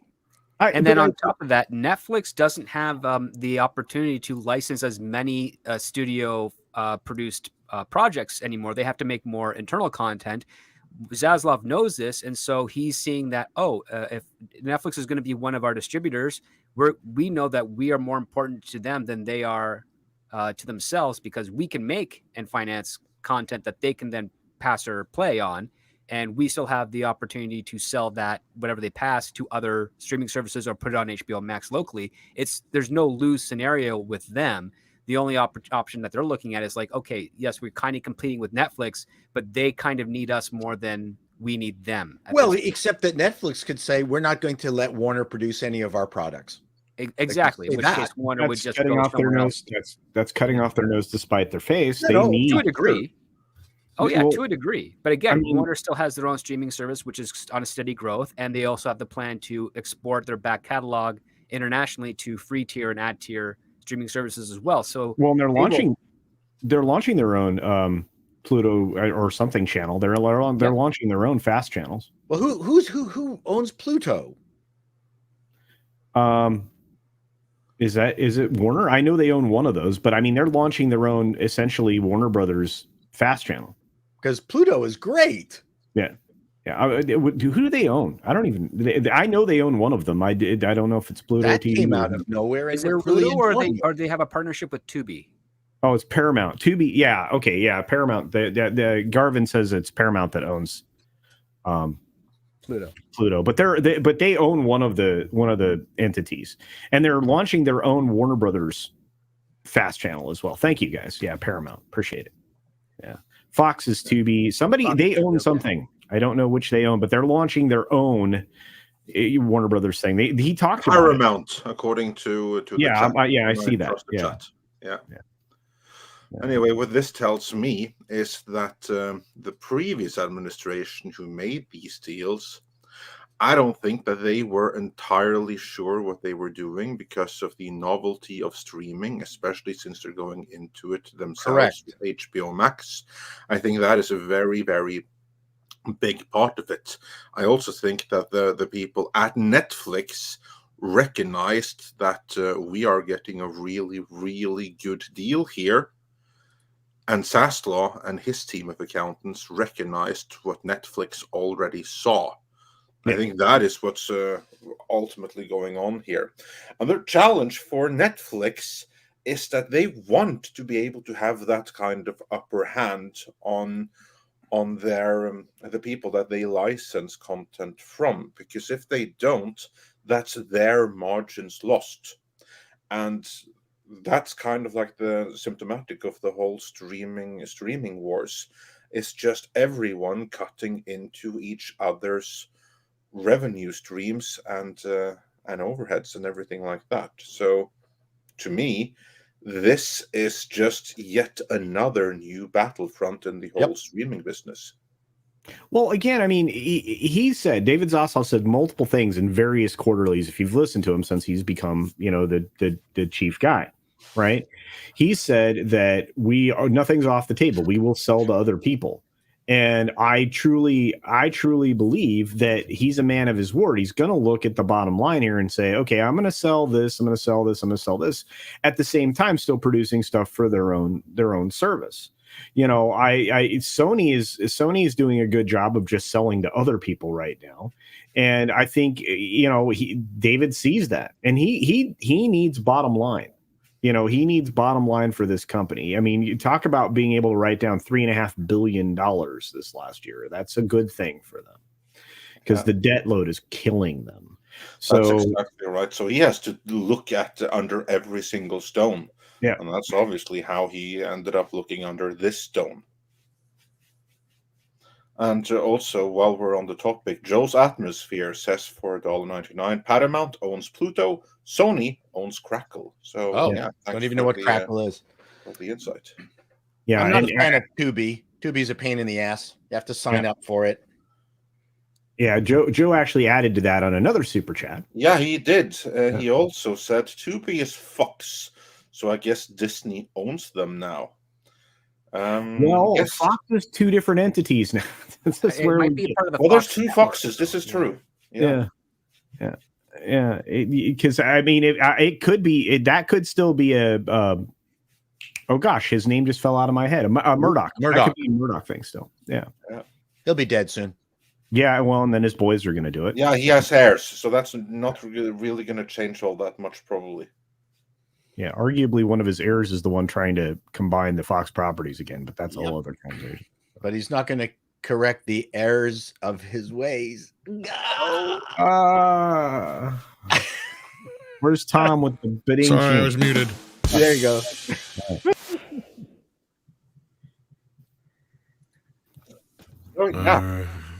Yeah. I don't know. Like I said, I mean, I understand what you're saying, Paul. I'm just looking at it as saying that I would not be setting on financing a show for a competitor for 2 years. Oh, I agree. I would love to figure out what the math is. What that would be, yeah.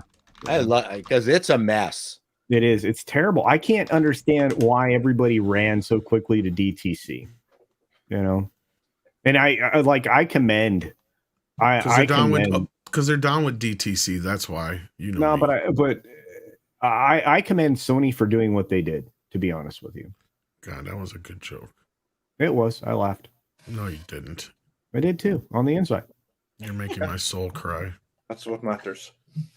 So we have a super chat for Monday. Let's grab that if we can. But while we're getting that up here, Glade Ribbon had a super chat and says, "Are there numbers for IMAXs versus normal screens for Avatar? Everyone is going to IMAX screens, and those are often full. That explains the consistency." To a point, yes. That could, yeah.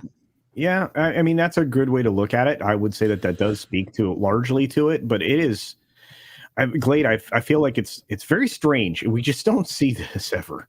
So this, I don't know. Script, what do you think? I mean, it's a little peculiar, but again, there's nothing really we can say for it at this point.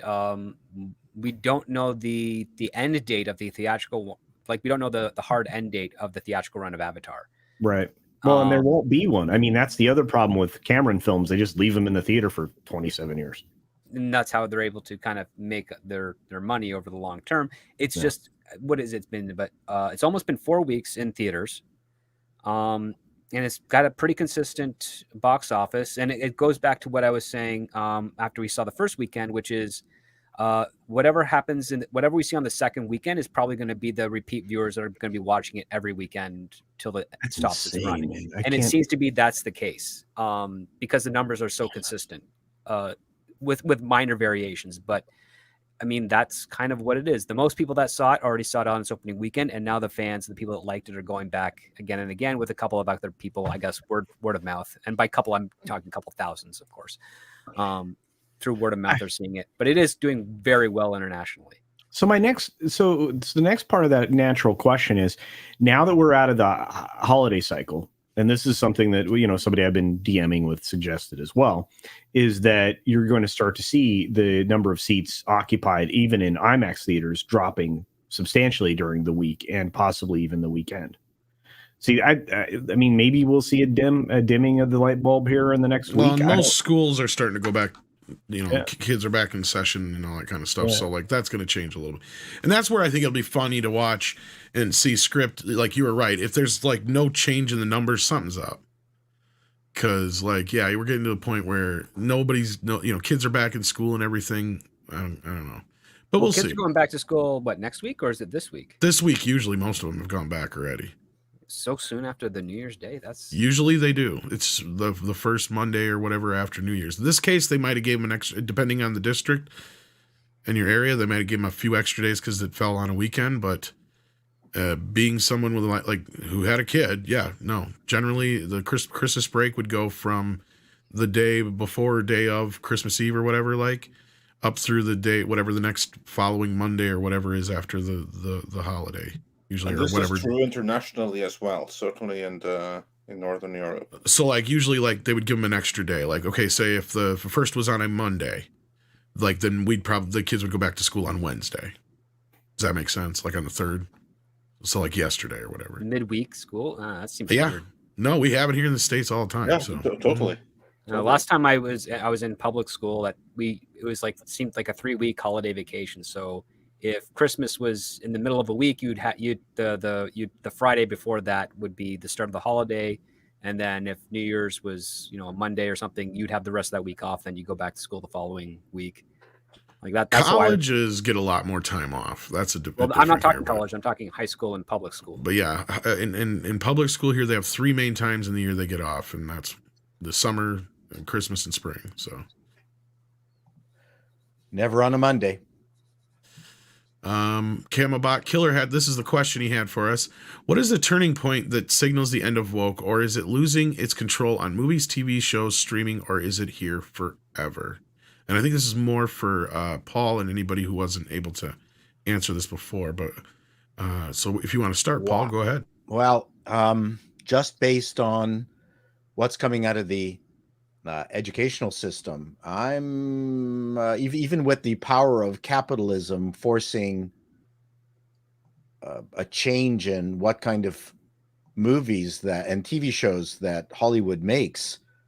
I'm not seeing a positive trend away from woke. I think we're going to have they're going to live side by side. And it's going to be its own genre. Yeah. Yeah, it could very well be. And then you take a look at something like the National Treasure, the TV version, which you could think of as woke casting. It's actually turned quite good. So good product is good product, and it kind of hides its flaws or its politics. There's not a lot of politics in National Treasure. So go ahead. No, please. I'm sorry. No, I'm just saying. So I think we have to get used to the fact that it's not going to go back to pre-Me Too days. But the main thing is, I think Hollywood does realize that they've got to, as I've said many times, fill the gaps between the superhero movies with good entertainment. And yeah, where there's people out there who will not cast writers who are does not fill the die buckets. Yeah, and I appreciate that you're calling it die as well. So yeah. And so I think that's I think it's with us forever, but it's going to be what do you call it? Not fixed. It's going to be adjusted and probably mitigated. Yeah, they're going to I was going to use one of their words and say marginalized, but anyways. No, they're going to find they're going to find a way to make it a permanent fixture if it isn't already. But they're going to make it work. There are some, that are, because I'm actually just reading a script right now that I'll be reviewing on my Patreon shortly that has woke elements, but overall as a procedural and as character development, and it doesn't point to the woke elements or showcase them as prominent things. It weaves it in more authentically for the story, as opposed to saying, oh, we're going to have this moment where someone talks about the personal pronouns for 2 minutes. Like, that's not in there. And that's kind of a relief to it as well. But it's also got a little bit of air of the normal Hollywood ignorance, which is they know the talking points of certain aspects of, say, climate change and class systems and pay inequality, but that's going to be there. That's not necessarily inherently woke. It's just another avenue or another vector of their politics. That's all that I can hardly wait to watch the show. Culture. Yes. Your take on this? Look, I agree with what Paul is saying. I agree with what Script is saying. I think that you're going to see it, and I used the word marginalized for fun, but I think you're going to see competitive entertainment even from the same studios that return you back to something that is more entertaining. I think that again, because they've essentially institutionalized the die crap in their studios until they make massive adjustments to that. You're still going to be saddled with it in mainstream entertainment. The question is, how long is mainstream going to remain mainstream? And at what point do all of these companies realize that they've lost such a considerable portion of their consumer that are now turning towards alternatives? Will they actually be willing to change their ways, I guess? And so that's what I'm saying is I think that we're going to exist in two forms for quite some time in the future. You're going to have one side of the equation that is laden with political garbage, Again, even within the same studio, and then you're going to have a completely different independent entertainment set of enterprises that will blossom. I think you're going to see studios arise from this. You'll see, and I'm not just talking about like the obvious stuff. Like people are pointing towards like Daily Wire and so on and so forth. I think that you'll start to see even more things rise up, because again, once we have financiers involved in it, and we have people that are willing to take a risk on true entertainment, you're gonna have big winners. And again, I can only point towards the divide in the studio because I'm looking at what Paramount's doing. Paramount, with the stuff they're doing with Tom Cruise and some other efforts they've made there, are a clear indication that they understand they need to make money. And boy, do they need to make money, because they're in the biggest trouble of any of the studios right now. So there you go. You're right. This could be the opportunity for micro studios to come to life. Now, again, it's a lot of money to make entertainment product. You can you make a film like Top Gun Maverick on a good budget, and it's not full of the the wokety woke talky point chatty chat garbage, and it's made with fewer people on a slightly less budget. That's profit, man. And a financier, somebody that just wants to make pure capital, is going to be like, okay, let's do this. Let's make a profit on this thing. I'll take my percentage, you take your percentage, live to fight another day, and maybe I'll come back and finance more of your projects. That's the relationship you need. And even if you're leaning over to places where you wouldn't normally seek capital from. I see companies out there that aren't directly related to Hollywood starting to stretch out and invest in independent productions and trying to see if they can, reap a windfall from pure entertainment. I see that happen. I don't know, Chato. Maybe I'm off my rocker, but I can see that as an opening. It is a clear opening for no other reason than there is an audience for that. Yeah, it's so obvious. And I'm not talking about Christian films. No, I neither am I. I'm talking about pure entertainment. I'm talking again, you're seeing Paramount do it because they're forced to. They have to make the Top Gun Maverick, the new Mission Impossible 2 films that are coming out, and some of the other projects they have on the horizon. They the DIE stuff, it is what it is. So we'll see. But we need a studio that can churn out things like a Mad Max, a Tremors. Yeah, nothing. Low budget, $20 million film. Yeah. Really good, fun, interesting movies. Doesn't even have to be fun. They just can be interesting. Oh, Megan. With subjects that are interesting. I mean, as much as Tar might have been a tour de force, it's not a movie that I'd want to go see based on its log line. Isn't that weird? I mean, that film is probably like really kind of based in a way, and nobody saw it. And again, it's Oscar bait at the same time, which is really strange, but it's very weird.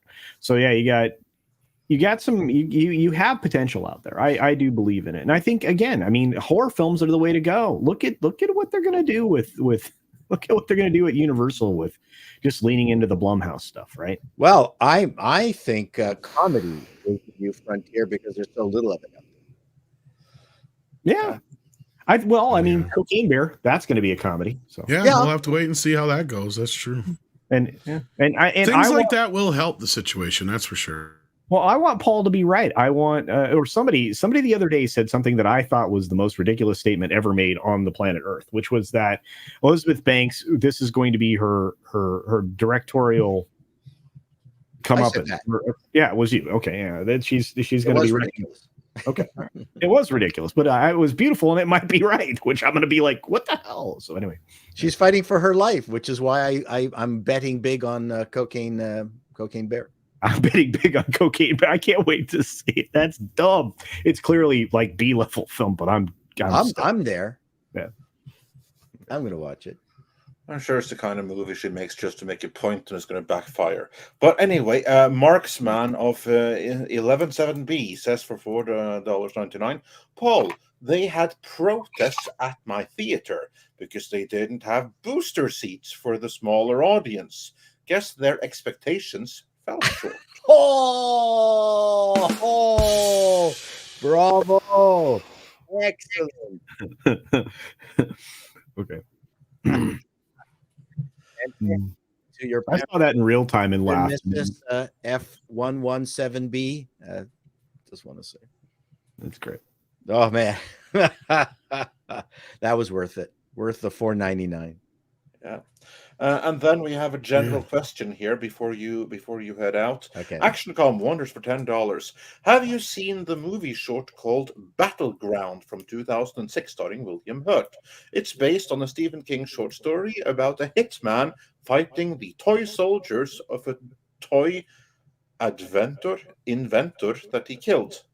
Wow. Now, is this a remake, actually? Because I swear I remember seeing something like this, but it wasn't 2006. It was way earlier than that. Gosh, that would be It was cool. like a Twilight Zone or something like that. I'm going to go look for this short now. Yeah, this sounds very, very familiar, and especially being written by Stephen King. But I don't remember it having William Hurt in it, and I don't remember it being as new as 2006. So I'll have to check into that, ActionCom. Thank you. Yeah, I'm not. This does not ring any bells to me, and it's a short. So yeah, no, I have not seen that. I have not Either. Yeah. And then the Waltman 4 says Dan blocked people just for criticizing She-Hulk. So yeah, you were probably on his shit list to begin with, don't you think, Mr. Oh, Black? he has blocked me. I was part of a whole entire dedicated YouTube show to celebrating She-Hulk with the She-Hulk Awards, the She-Hulkies. So I don't know why he blocked me, to be fair. Yeah, well, probably because you hang out with me or something, and he blocked me. So, as you said. But with that, before we move on with this super chats, I know that Mr. Chato regrettably has to be leaving us. Yes, I do. I just want to say thanks for joining us today. I have to run my website empire. Sounds like a plan. And beginnings of year are so horrible because you take the holidays off and you come back for 1,000 emails. Yeah, that's the price with taking time off. Yeah, and Paul, I need you to run my website too. we can. I'm happy to chat with you. I'm sure we can come up with something. Okay. Bye, everyone. Thank you. All right. Take care, Paul. Bye, Paul. Talk to you later. Bye. You're awesome, dude. And then we have one for Script Doctor. Mr. Tickletrunk says for $2 Canadian. I heard Script Doctor started an OnlyFans. Kind of. Yeah, I started a Patreon where you can read articles and essays and reviews of things. Right now I'm doing what's called the pilot season series. So I'm reviewing pilots that'll be scripts have been circulating for the past year or so, and some of them are going into production and will be released this year. Some of them for sweeps, some of them in the fall season. And the whole goal is to see what is going on with the taste of executives greenlighting shows, and is it going in a positive direction or a negative direction?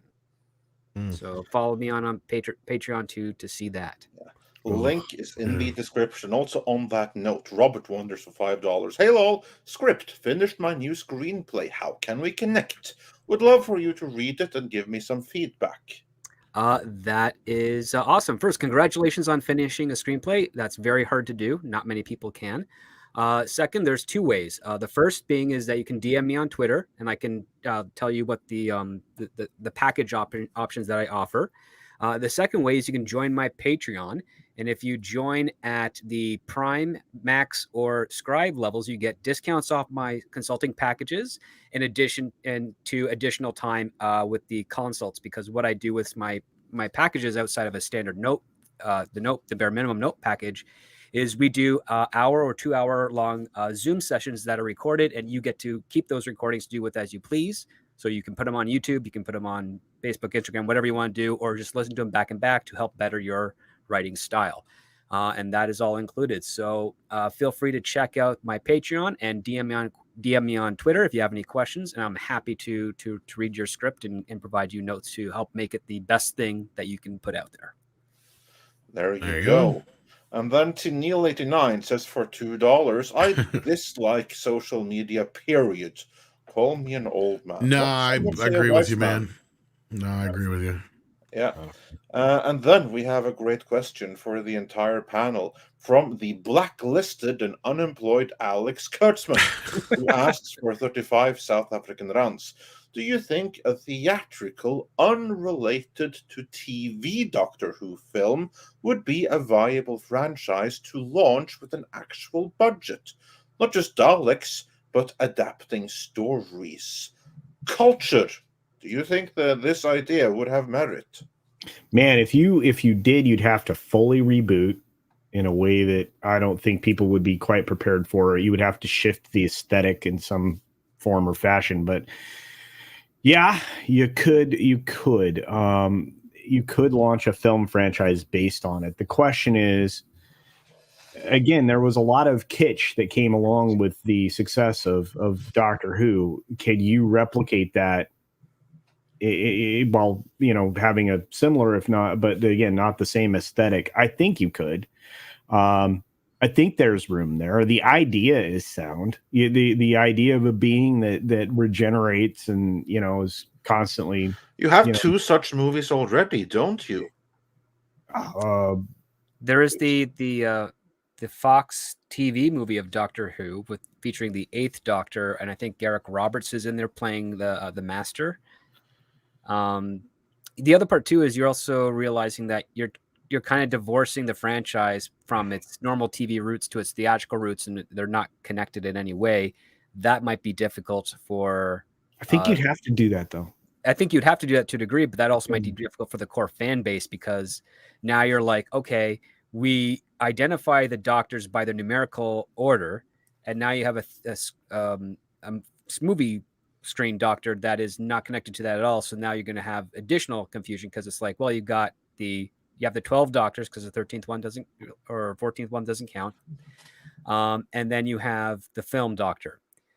So, I mean, it's a risky thing to do. And I also don't know if the BBC, which are the rights holders to the character, really want to invest in a theatrical release because of the cost to it as well. And also the possibility of not much of a return given the current status of the character.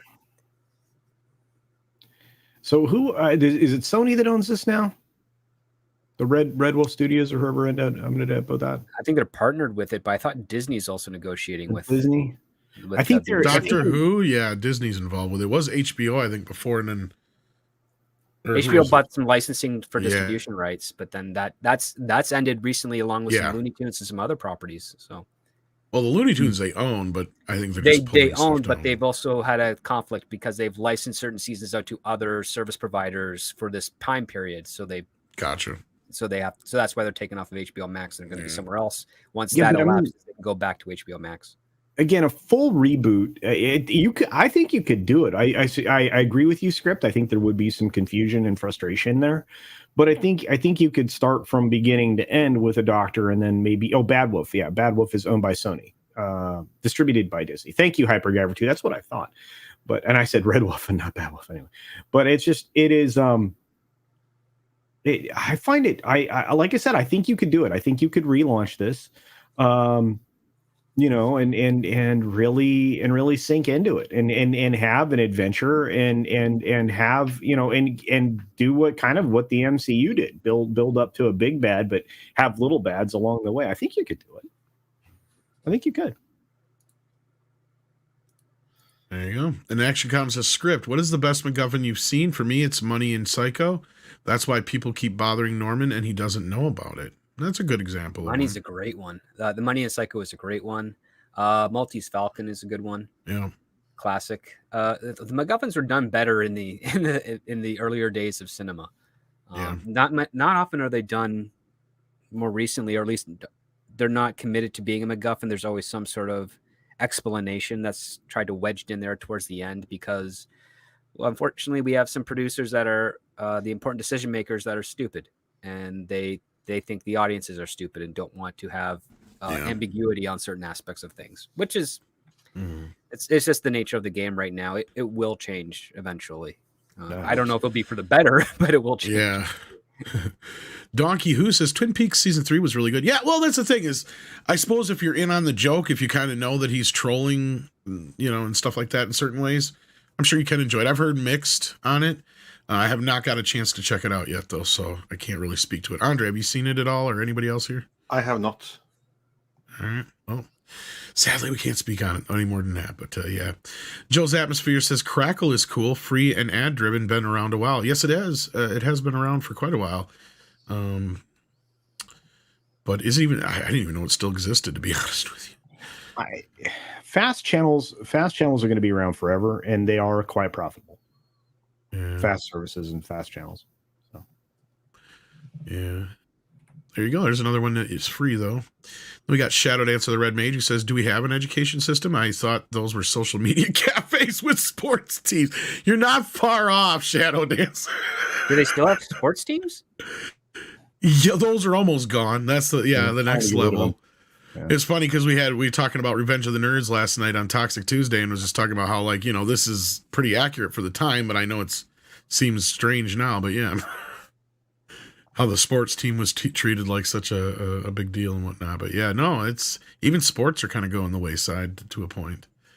Can't have competition script. Yeah. Competition is toxic. Everyone It's needs toxic. to get their participation award. Yes. And football is bad and all that business. Maverick Christian says Battleground was an episode of Nightmare and Dreamscapes from the stories Stephen King and had William. Maybe I did see it, and I just for some reason it feels like it was so much longer ago than that. You know what I mean? Like it just 2006 to me seems like too new. But yeah, it must be.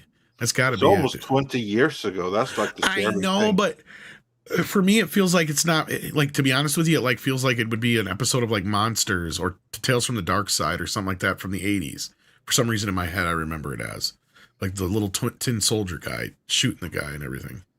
But that might be the one. I'll have to look it up after the show if I get a chance. Darth Bobcat says Glass Onion did pretty good for itself on its one weekend. Why doesn't Netflix do that more often with its original movies? Seems like a win-win. Yeah, we said the same thing, didn't we, Culture? Like, of course, we kind of predicted this might be a thing in the near future. They do this shit more often, like release a movie limited for a couple months and then put it on their streaming service.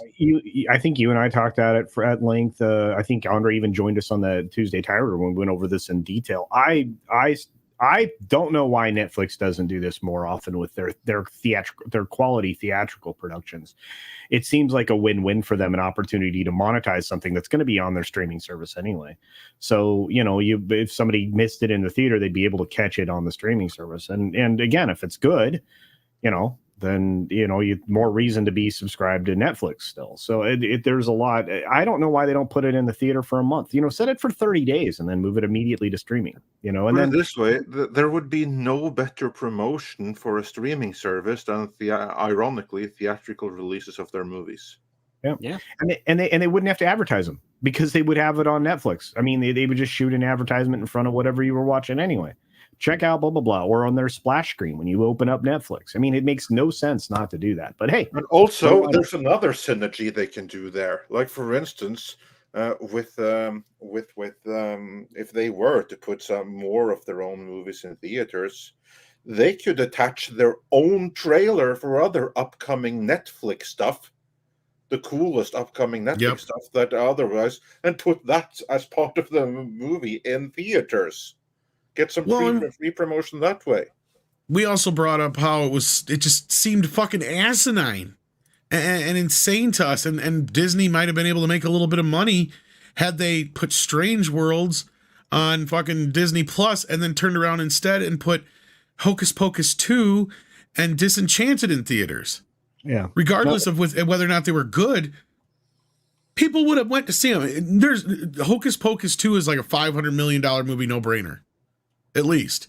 Disenchanted, possibility of the same thing, if not more. So that's the thing, is people forgot how popular that movie was, and I remind everybody that it did okay in theaters, but it was like huge on video. It was always out.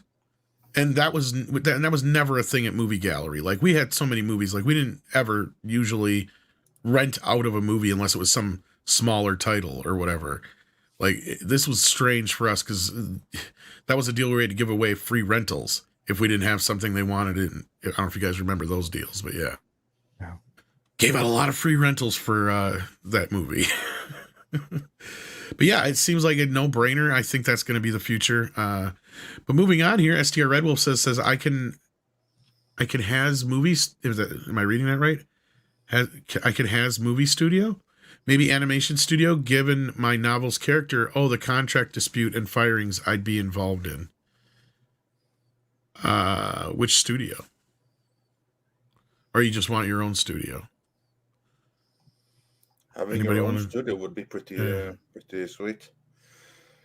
So yeah, no, STR Red Bull wants his own studio. Well, go and make it, and then you That's can. because I think I said, yeah, I mentioned Bad Wolf and I think I said Red Wolf, so yeah, my bad. Oh, okay. There you go.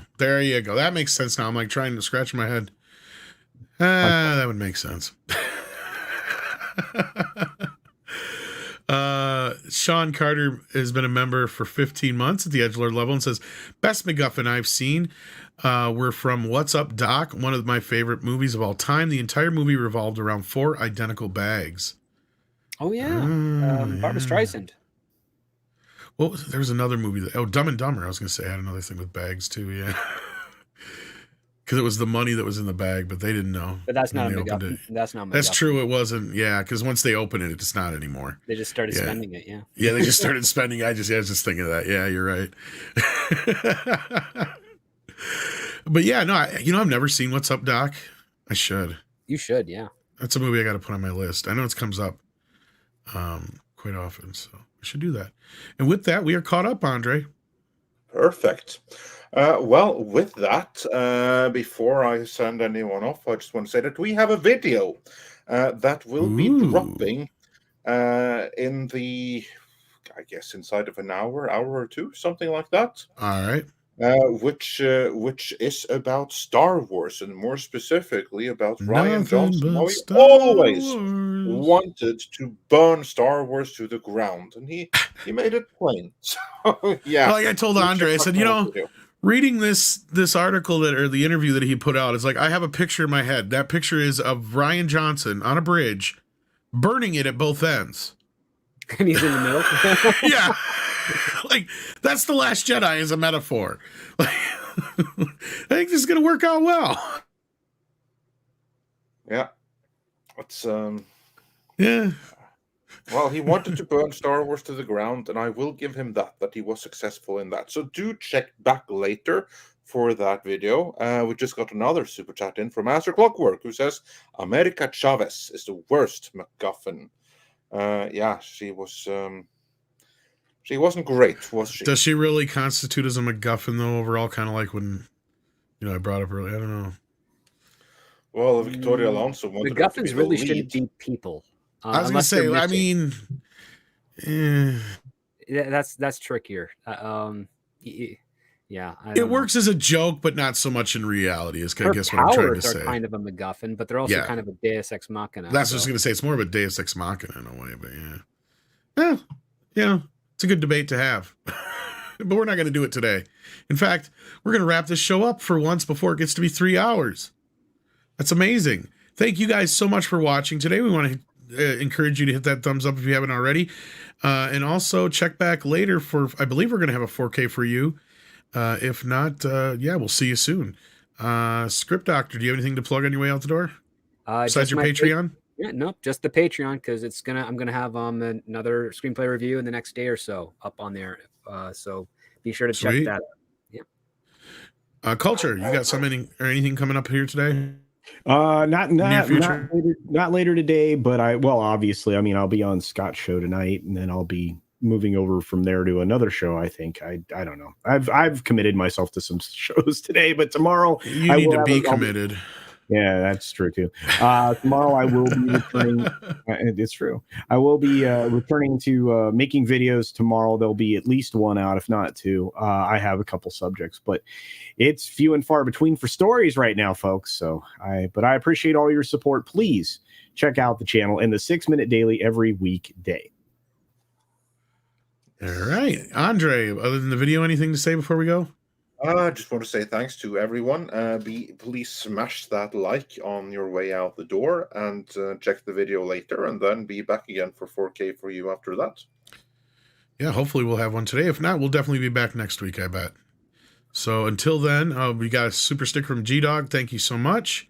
And with that, with that, it is time for some koalas, not hanging from the ceiling fan, but in the rain. What You didn't think we marsupial? kill the fucking koala, did you? Koalas in the rain, koalas in the rain, no fucks given. Koala, koala, koalas in the rain, koalas in the rain, no fucks given.